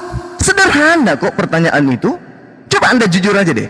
Tadi tak kasih bocoran kan? Yang datang kepada murid Yesus adalah Saulus di dalam Kisah Para Rasul 8 nomor 3. Tetapi Nabi Saulus berusaha membinasakan jemaat. Jemaat yang dimaksud di sini siapa? Murid-murid Yesus. Sekarang permasalahannya, siapa yang datang kepada mereka murid Yesus? Apakah Nabi Luga Tambunan atau Nabi Saulus? Coba Anda pilih di antara keduanya. Kalau Rasulullah kan tidak mungkin, dia hidup di abad ke-7, nggak mungkin. Nah, mana tahu Luga Tambunan ini adalah jelmaan Nabi di tahun abad pertama muncul kemudian sekarang. Wallahu alam kan, kalian suka percaya inkarnasi kan? Coba, kira-kira yang datang kepada murid Yesus, yang menganiaya murid Yesus, yang membunuh murid Yesus, setelah itu ngaku bertobat lalu menyamar sebagai pengikut, itu siapa? Buahnya adalah pengikutnya meneriaki Yesus Tuhan, bermujizat pakai Yesus, mengusir setan pakai Yesus. Itu buahnya. Sekarang pertanyaannya, siapa ini? Orang ini siapa? Ya, oke. Silakan. Sebenarnya yang seperti jawaban awal ya, itu tidak ada mengarah. Tetapi kalau Anda menuntut, sebenarnya kalau Anda menuduh itu ada Paulus, sebenarnya nggak tepat. Kenapa nggak tepat? Karena Paulus sendiri sudah membantah hukum Taurat. Artinya orang Yahudi yang tidak suka dengan Yesus, dia sampai abad ini, pengakuan Anda tadi, sampai abad ini bahkan orang Yahudi tidak mengakui keberadaan Yesus telah lahir ke dunia. Jadi kalau Anda mengarahkan ke itu tidak tepat. Tapi yang saya lihat dari perikop ini, nabi-nabi palsu yang ditentukan di sini tidak ditentukan kapan waktunya, tetapi nabi-nabi palsu yang dibicarakan di sini, Nabi palsu itu datang. La haula wala quwata illa billah, Pak. Oke. Tidak ada orang 23. Islam atau orang sehat akal yang Anda bisa bohongi di sini, nggak ada. Saya kasih data ya, yang lebih akurat lagi, jelas sekali dikatakan di sana bahwa nabi palsunya itu datang kepada murid Yesus. Sekarang yang datang kepada murid Yesus itulah yang kena imbas daripada nubuatan tersebut. Pertanyaannya, adakah nabi yang pernah datang kepada murid Yesus? Ada enggak? Ada. Siapa nama nabinya? Saulus. Kenapa Anda pungkiri itu? Oke. Di ayat mana menyatakan bahwa nabi palsu itu datang kepada murid Yesus? Coba Anda sebutkan. Di Matius ayat 7 nomor 15, di situ ada kata yang sangat jelas, erkomai. Erkomai itu artinya mendatangimu, datang kepadamu atau datang. Arkomai dalam bahasa Yunani, Matius 7 nomor 15. Waspadalah terhadap nabi-nabi palsu yang datang. Arkemai. Arkemai kepada siapa? Humas, kepada kamu, kepada kalian. Ya, oke. Siapa yang datang kepada murid-murid Yesus? Nabi siapa, Pak? Silakan. Begini, Alkitab ini tidak sepenuhnya berbicara kepada orang-orang yang ada di zaman itu. Alkitab ini bisa berbicara atau bernubuat. Jadi istilahnya, walaupun di ayat 15, waspadalah terhadap nabi-nabi palsu yang datang kepadamu, ini tidak menandakan bahwa di saat itu juga nabi palsu akan datang. Allahu Akbar. Tetapi kalau Yesus Anda hanya mengatakan Alkitab hanya untuk saat itu, sekarang Alkitab ini perlu ditutup, tidak dibaca lagi begitu. Karena konteks yang Anda sebutkan bahwa Alkitab hanya untuk saat itu aja. Ya. Yesus mengatakan, sesungguhnya semua ini akan ditanggung angkatan ini. Ini dalil Matius 23 ini, celakalah ahli Taurat, celakalah. Kalian membunuh nabi-nabi, celakalah kalian, dan semua itu akan ditanggung angkatan ini. Contoh misalnya di dalam Matius 23 nomor 15, celakalah kamu wahai ahli Taurat, orang Farisi, orang munafik, sebab kamu mengarungi lautan dan menjelajahi daratan untuk mentobatkan satu orang saja menjadi penganut agamamu, dan sesudah ia bertobat kamu menjadikan dia orang neraka dan 2 kali lebih jahat daripada kamu sendiri. Ini kelakuan ahli Taurat, kelakuan orang Farisi, kelakuan orang munafik, nyeberangi lautan, menjelajahi daratan, mentobatkan orang masuk ke dalam agama yang mereka bentuk, menjadi orang neraka. Dan ini kata Yesus di data satu perikop, angkatan ini ditanggung oleh keadaan ini, ditanggung oleh angkatan ini. Artinya akan munculnya ahli Taurat, orang Farisi yang nyebrang lautan, menjelajahi daratan, mendirikan agama di luar Yahudi. Itu terjadinya pada masa angkatan Yesus. Agama mana yang dibentuk di luar Yahudi oleh orang ahli kitab, oleh orang Farisi? Agama apa? Oke. Agama apa, Pak? Saya. Ya, saya jawab aja dulu, jawab dulu. Agama apa yang dibentuk oleh orang Farisi, orang Yahudi di luar Yahudi? Hindu, Buddha, termasuk Islam sendiri kan di luar Yahudi kan? Betul nggak? Pertanyaan saya, agama apa yang dibentuk oleh ahli Taurat, orang Farisi di luar agama Yahudi? Banyak itu agama di luar Yahudi. Kisah para Rasul 24 nomor 5. Saulus ini adalah tokoh dari agama Kristen.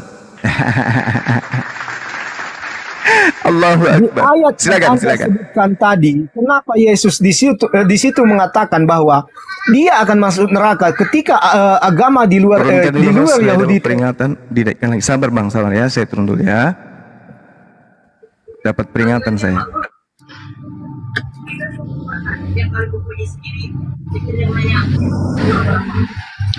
Tap layarnya teman-teman, tap layar ya. Jadi teman-teman yang iseng yang mau nonton aja, nggak usah tangannya usil ngerupat repot kayak begitu ya. Aduh, akan Bang Mu'alaf ini ganti personil ya, bukan yang tadi kan? Enggak, yang tadi. Nah, ini udah naik. Enggak ada ganti personil, Pak. Oh iya. Ya lanjut Bang, saya dengar Bang, silakan. Oke, yang terakhir tadi dari mana Anda keluarkannya? Ya Matius berapa tadi? Enggak, di dalam Kisah Para Rasul 24 nomor 5, Paulus itu adalah sekte dari Nasrani. Silakan. Ya, memang pertanyaan saya, agama apa yang dibentuk oleh orang Yahudi di luar agama Yahudi? Silakan.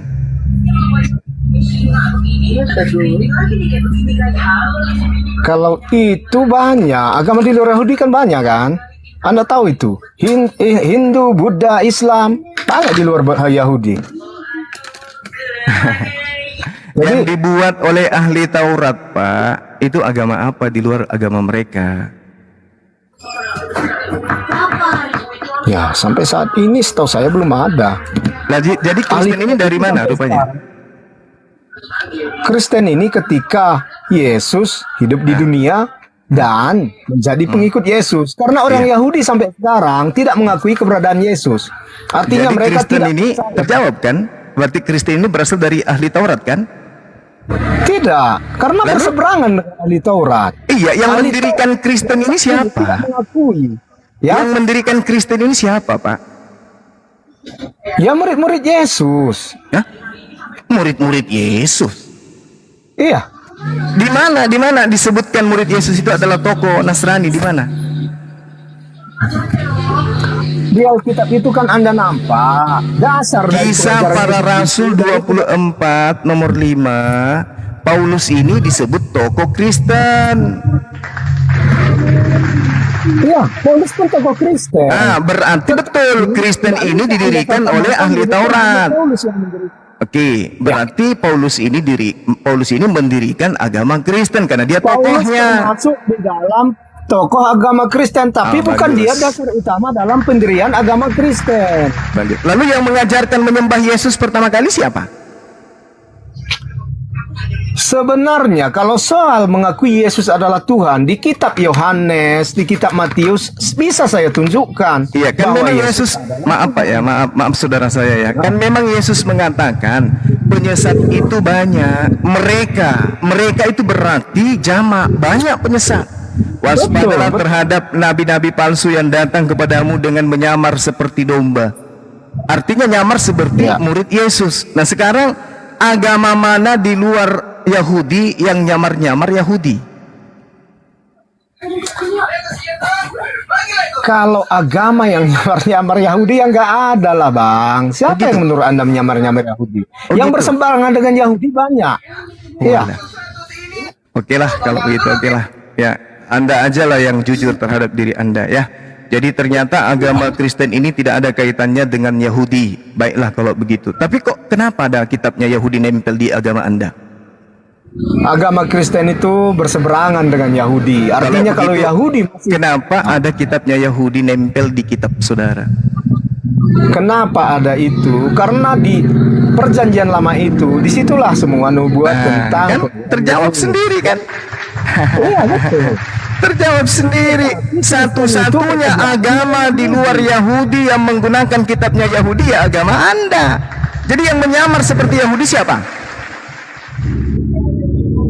No. Anda nggak bisa ngambil kesimpulan seperti itu. Itu nggak bisa. Sekarang agama mana yang mengambil kitabnya Yahudi nempel di kitabnya? Agama mana? Agama Kristen. Berarti agama Kristen mengakui bahwa mereka adalah bagian daripada Yahudi. Nah sekarang siapa yang bukan Yahudi yang menyamar Yahudi? Hindu, Buddha, Islam atau Kristen? Nggak ada, Kristen nggak ada nyamar Yahudi. Kalau Kristen nggak ada, kenapa kitabnya Yahudi dijadikan sebagai pembalut? Ya, kita bukan, artinya dasar kekristenan memang dari perjanjian lama. Tetapi di perjanjian lama itu dia makanya saya tanya. Tadi kan saya tanya kenapa ada kitabnya Yahudi di dalam Kristen, sementara Kristen ini bukan Yahudi. Anda mengatakan karena di dalam kitabnya Yahudi ada nubuatan tentang Kristen. Ini pengakuan orang-orang non Yahudi mengklaim tentang Yahudi. Jadi yang nyamar seperti Yahudi ini siapa? Yang nggak ada, karena ajaran kekristenan dengan Yahudi berbeda setelah kelahiran Yesus. Allahu Akbar. Bapak, dengarkan saya saudara.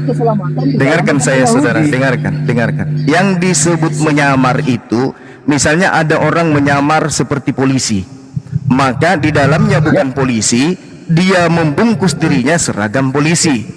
Yang menyamar seperti waria, yang tadinya di dalamnya itu laki-laki, dia pakai lipstik, dia pakai ini supaya kelihatan seperti perempuan. Yang menyamar seperti guru, yang tadinya adalah yang menyamar seperti TNI, yang tadinya sipil menggunakan seragam TNI. Yang menyamar Yahudi, yang bukan Yahudi, membungkus kitabnya dengan kitabnya Yahudi. Sampai di sini belum paham? Saya paham. Udah paham? Saya paham sekali. Oke, berarti kita sudah pada kesimpulan akhir, yang menyamar seperti domba adalah. Tunggu dulu bro, tunggu dulu. Gini, gini ya. Kalau Anda bilang Anda tadi ada seorang yang menyamar sebagai polisi, tentu dia serupa dengan polisi itu kan? Nggak mungkin dia berbeda dengan polisi. Betul. Jadi ketika dia menyamar menjadi sesuatu hal, dia harus serupa dengan hal itu. Tetapi kalau Anda katakan orang Kristen menyamar sebagai orang Yahudi, orang Kristen harus sesuai dengan orang Yahudi, betul nggak? Oke, sekarang saya tanya. Orang Yahudi, sebentar. Orang Yahudi memakan babi, tidak memakan babi. Orang Yahudi tidak boleh meminum darah. Artinya kalau orang-orang Kristen sekarang banyak yang kalau di orang Batak itu kita cari, dia menjadikan itu namanya ada getah. Getah itu terdiri dari darah hewan, ya kan? Jadi dari sini saja perbedaan besar antara Kristen dan Yahudi itu ada, ya kan? Yang terakhir yang paling besar, kalau di Yahudi Yesus itu tidak ada. Ya, sekarang saya tanya, kitab saudara ketika dibuka, perjanjian baru dulu atau perjanjian lama dulu? Oke, perjanjian lama. Perjanjian lama. Kalau polisi nyamar, Pak, kalau ada orang nyamar polisi, yang kita buka seragamnya dulu, Pak. Kulit luarnya dulu yang kita lihat. Begitu kita buka ke dalam, ternyata di dalamnya itu apa? Bukan polisi, itu namanya polisi gadungan. Begitu juga Yahudi KW. Kita lihat kitabnya, wow, Alkitab, wih, ada kitab Kejadian, wish, ada Imamat, ada ini. Begitu lewat kitab Maliaki yang muncul kemudian apa? Yohanes, Markus, Matius, Filipi, Kiliki, Pararang, semuanya itu muncul nanti di belakang tuh. Inilah yang nyamar-nyamar. Makanya dikatakan, waspadalah kepada nabi palsu, dari buahnya kamu akan mengenal mereka. Satu-satunya agama di atas muka bumi ini yang membungkus diri mereka dengan kitabnya orang Yahudi hanya Kristen. Jangan cari yang lain. Jadi nabi palsu itu jelas adalah nabi yang datang kepada murid angkatan pertama. Satu-satunya nabi yang pernah datang kepada murid Yesus hanya Nabi Saulus.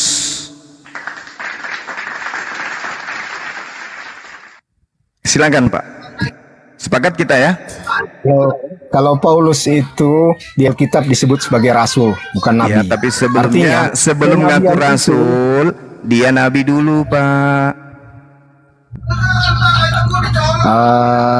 Apapun ceritanya yang Anda bilang, sampai sekarang Paulus adalah seorang rasul, dia bukan seorang nabi. Jadi Yesus sendiri bantah kitab saudara, silakan, itu hak saudara. Saya tidak ada paksa. Saya hanya menjelaskan apa yang ada di dalamnya. Silakan. Ya. Tetapi Yesus mengatakan bahwa dia artinya setelah Yesus tidak ada nabi lain. Itu dijelaskan di dalam Alkitab. Berarti Saulus palsu sudah, Masya Allah. Berarti Anda sudah menjawab bahwa Nabi Saulus ini palsu karena tak ada lagi nabi setelah Yesus. Terima kasih.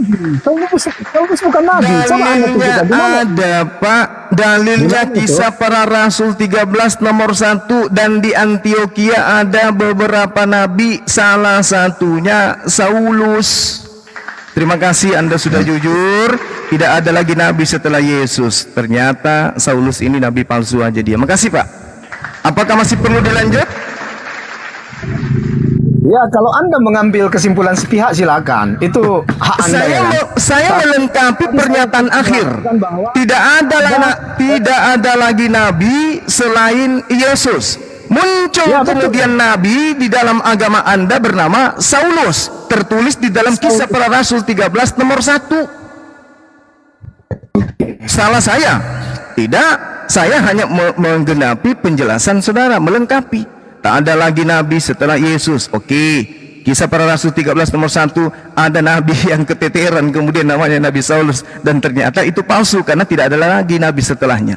Makasih saudara mu'alaf, semoga Anda benar-benar bisa menjadi mu'alaf. Amin. Kisah Rasul 13 ayat 1 nggak ada menyebutkan di sini Saulus adalah nabi. Coba Anda baca. Oke, saya baca ya teman-teman. Saya ulang lagi ya.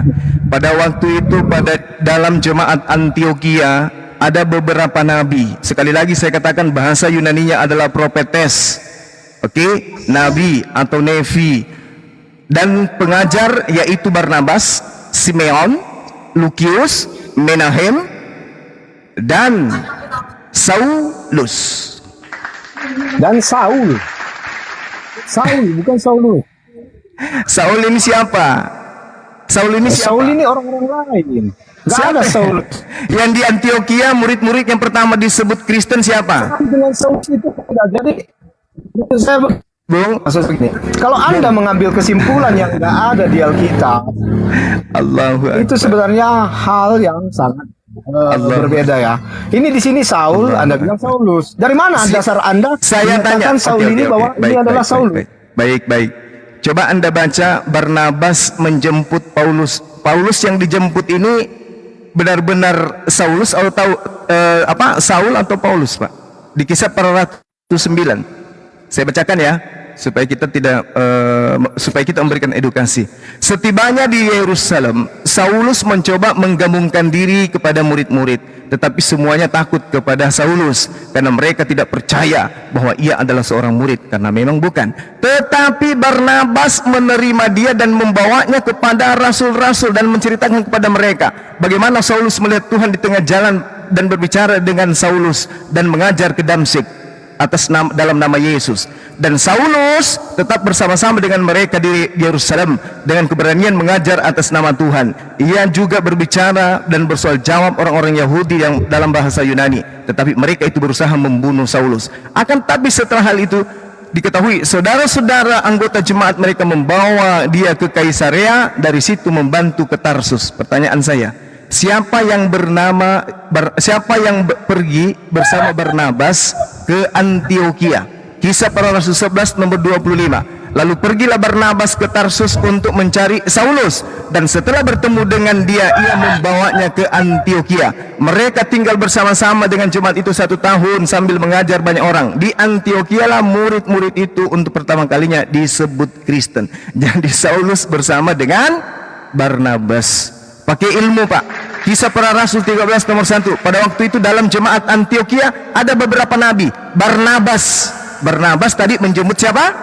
Saulus, Paulus, Pak. Jadi ya, kalau ada agama yang sudah ketahuan, Pak, belangnya mending dilepaskan aja, Pak. Mending ateis, Pak. Tidak salah. Tetapi pikiran ini adalah punya ruangannya sendiri kan. Jadi artinya ketika Anda mempercayai suatu hal, itu hak Anda. Tetapi di sini nggak ada yang menyebutkan Saul dan Saulus itu adalah tokoh yang berbeda. Bisa kita baca di ayat-ayat sebelumnya. Tolong tunjukkan saya. Oke. Baik. Tolong tunjukkan saya Barnabas pernah bersama dengan Saul. Silakan. Tertulis di mana itu? Dan tunjukkan saya Saul pernah ke Antioquia. Silakan.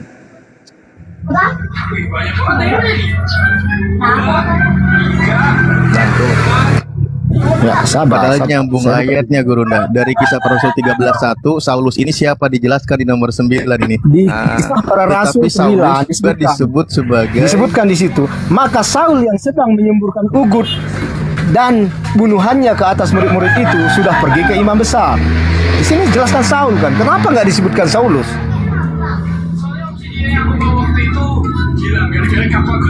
Jadi yang menjadi rasul di Antioquia itu Saul, bukan Saulus.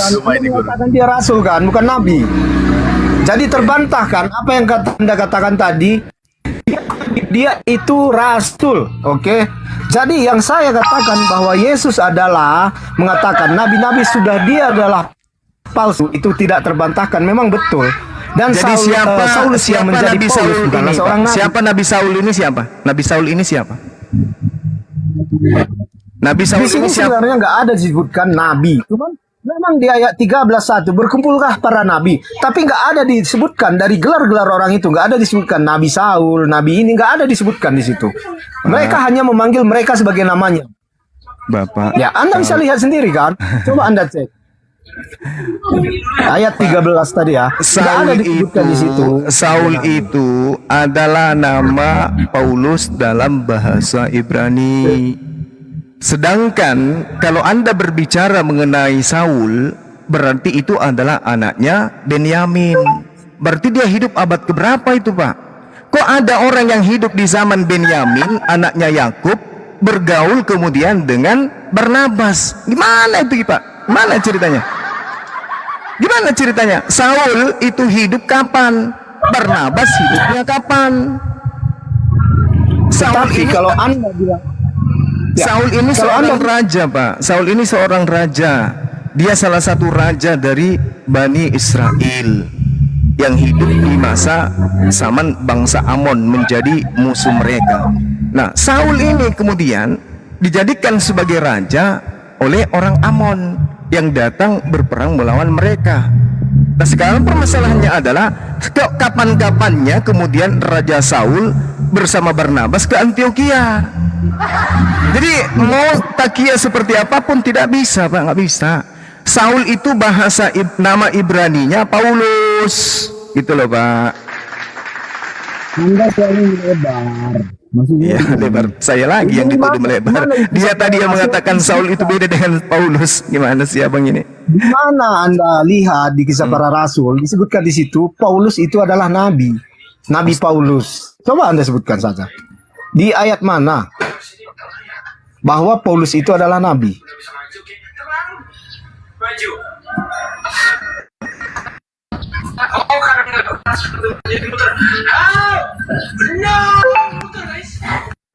Cuma kepental lagi ya, sebentar.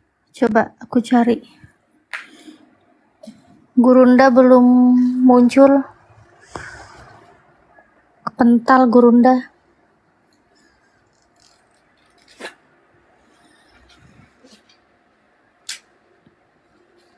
Kok kena report enggak ini?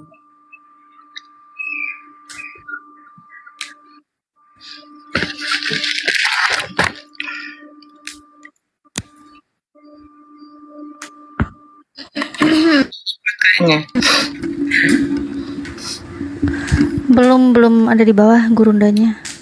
Kalian ngapain sih main report segala? Aduh. Panas kok nge-report. Oke, lanjut lagi, Pak. Silakan. Pak Mualaf.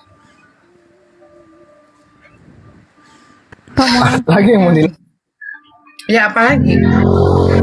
Tadi udah kita lihat ya bahwa yang disebut dengan Saulus itu yaitu Paulus. Mau siapa lagi yang disebut dengan Paul yang dari Tarsus atau Paulus dari Tarsus itu ya Saulus, seperti itu. Jadi jangan ini, Pak. Jangan pada sebuah diskusi itu jangan hanya mau mencari pembenaran, tapi sepakat kita harus mencari kebenaran. Iya betul. Karena saya lihat memang Paulus tidak pernah disebut sebagai seorang nabi. Dia hanya sebagai rasul. Kan dari awal saya sudah jelaskan bahwa Paulus itu bukan nabi, dia itu rasul. Nah itu di dalam kisah para rasul tadi sudah ditunjukkan gini loh Pak. Karena di dalam kisah para rasul, ya bener nih, Bang Zuma udah masuk lagi, ternyata kena report ya. Iya, kena report. Thank you teman-teman di bawah. Tolong teman-teman ini ya, tangannya jangan iseng gitu loh. Kenapa harus main report? Lanjut Bang. Yahudi dan juga Islam itu ketika berbicara mengenai nabi, berarti mereka yang menerima firman. Rasul adalah nabi yang menerima firman, yang ditugaskan menyampaikan firman tersebut ke orang lain, itu rasul. Jadi kalau hanya sebatas nabi saja, berarti hanya untuk dirinya, bukan diajarkan untuk mengajarkan firman yang diterimanya itu untuk orang lain. Nabi adalah orang yang menerima firman untuk dirinya dan tidak punya kewajiban menyampaikan firman untuk dirinya itu kepada orang lain. Itu nabi. Tapi kalau rasul, dia adalah nabi yang menerima firman untuk dirinya dan untuk umatnya. Itu rasul. Jadi kalau rasul sudah pasti nabi. Kalau nabi belum tentu rasul. Kalau Anda mengatakan Paulus itu rasul, berarti dia otomatis adalah nabi. Kalau Paulus itu sarjana, otomatis dia lulusan SMA, SMP, SD. Tapi kalau dia SMA, belum tentu dia sarjana. Kalau Paulus sudah disebut rasul, berarti sudah otomatis dia nabi. Kalau dia bukan nabi, lalu dari mana tulisannya 14 buku ini? Dia menerima Injil dari Yesus, pernyataan Yesus. Berarti Yesus ini Tuhan bagi kalian. Berarti Tuhan memberikan firman kepada Paulus. Berarti Paulus nabi. Karena dia nabi, menerima tugas untuk mengkristenkan non-Yahudi. Galatia 1 nomor 15, nomor 16, Galatia 2 nomor 8. Berarti Nabi Saulus itu kemudian naik level pangkat menjadi rasul. Jadi rasul sudah pasti nabi. Nabi belum tentu rasul. Karena Anda mengimani Paulus rasul, maka dia otomatis nabi. Anda tadi mengatakan tidak ada dalilnya di dalam kitab saudara. Pada waktu itu dalam jemaat Antioquia ada beberapa nabi. Bukan dikatakan ada beberapa rasul, tapi beberapa nabi, profetes, yaitu Barnabas dan Saulus diantaranya. Itu jelas bang, dalilnya ada kok. Saya tidak ngada-ngada, silakan.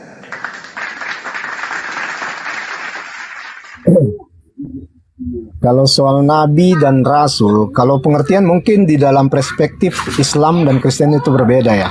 Kalau nabi di dalam agama Kristen, dia adalah yang menerima firman Tuhan dari Allah yang sebelumnya disebut dengan Yehovah. Jadi kalau rasul di sini disebut menerima firman dari Yesus. Jadi itu berbeda karena ada juga disebutkan bahwa dialah Allah satu-satunya dan Yesus adalah Tuhan satu-satunya. Jadi di situ dalam konteksnya berbeda ya. Berbeda pengertian antara Islam dan Kristen mengenai rasul dan nabi. Jadi kalau kita menganggap Paulus adalah seorang nabi, kalau di Kristen sebenarnya ditekankan itu adalah seorang rasul. Dan hanya di ayat di situ tadi disebutkan bahwa nabi-nabi dan pengajar berkumpul di Antioquia. Tetapi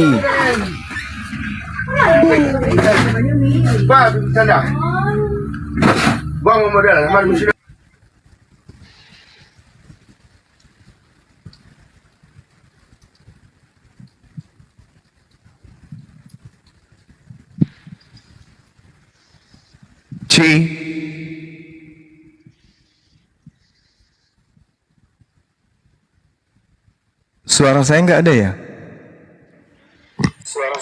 Ada Bang Sumad. Alhamdulillah.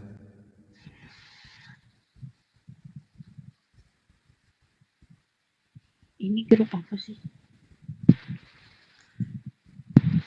Mana saudara kita tadi? Silakan bang, silakan. Apa yang anda ingin sampaikan? Salto ya. Waduh. Bilangan 12 nomor 6. Jika Tuhan berfirman, demikianlah firmanku ini. Jika di antaramu ada seorang nabi, maka aku Tuhan menyatakan diriku kepadanya dalam penglihatan dan berbicara kepada mereka dalam apa? Dalam mimpi.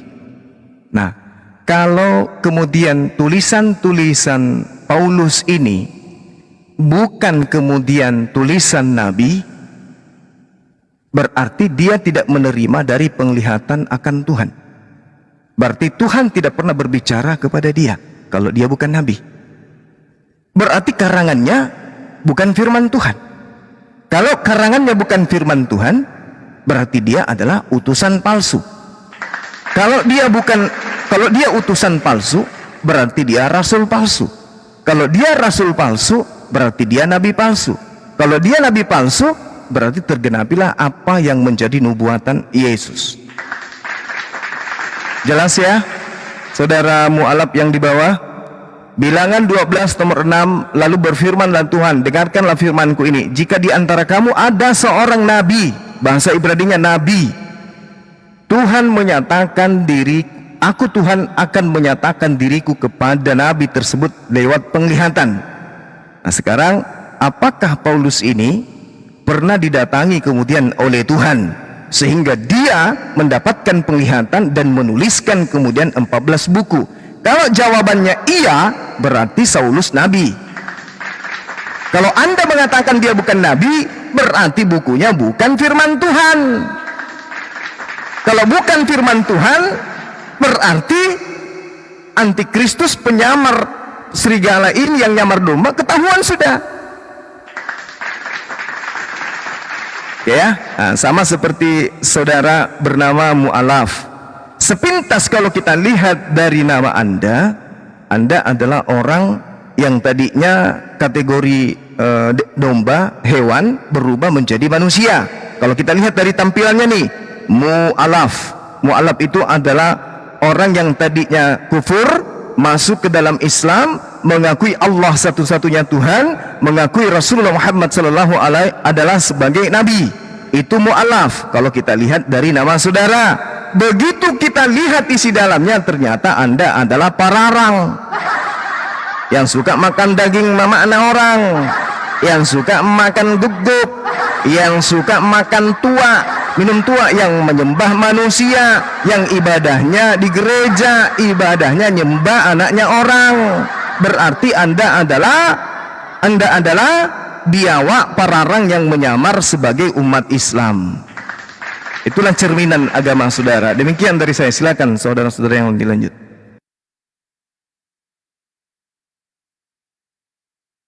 Masya Allah, Gurunda. Sampai ngacir otennya, Gurunda. Ini di bawah juga belum ada lagi nih, teman-teman. Ya. Susah memang dia, Dek. Susah. Kalau berbicara mengenai ekonomi hebat, bicara politik hebat, berbicara mengenai dunia digital hebat. Tapi coba sodorkan Bible, sodorkan kepada mereka, suruh pakai akalnya. Teriakan yang muncul kemudian adalah Avanas, akabur, lari ada Bang Suma. Kan sudah viral tuh, ibu-ibu yang nyanyi-nyanyi tuh, aduh aduh aduh, Suma Suma Suma, aduh aduh aduh, Suma Suma Suma. Ada kan yang lagi viral itu? Itulah yang terjadi. Oke, silakan dilanjut, silakan. Iya bang. Iya nih teman-teman Kristen di bawah yang ingin diskusi, silakan permintaan. Kalau teman-teman yang Muslim nggak dinaikin dulu ya, biar teman-teman Kristen dulu. Jangan bawa ini ya, jangan bawa asumsi. Masalahnya kita capek kan.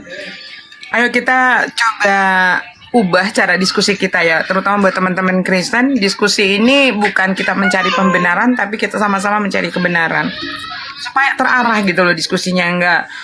Enggak kadang-kadang pakai dalil, ntar dalilnya dibantah sendiri pakai asumsinya sendiri begitu. Iya, berantem sama kitabnya memang biasa. Iya, berantem gitu. sama Bible sendiri. Jangankan ya kalian, kita saja capek, Umi saja capek. Tadi kan akhirnya apa? Buntutnya kalian kabur. Kalau diajak berasumsi, kalian memang jagonya.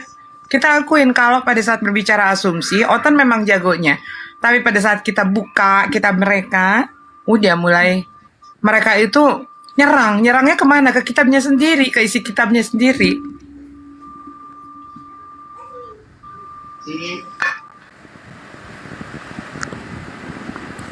Saulus aja nggak tahu dia, parah. Ya buat teman-teman Kristen, langka ya sekarang ya, tapi ya memang ya teman-teman Kristen ya banyak yang udah mualaf soalnya ya, langka banget.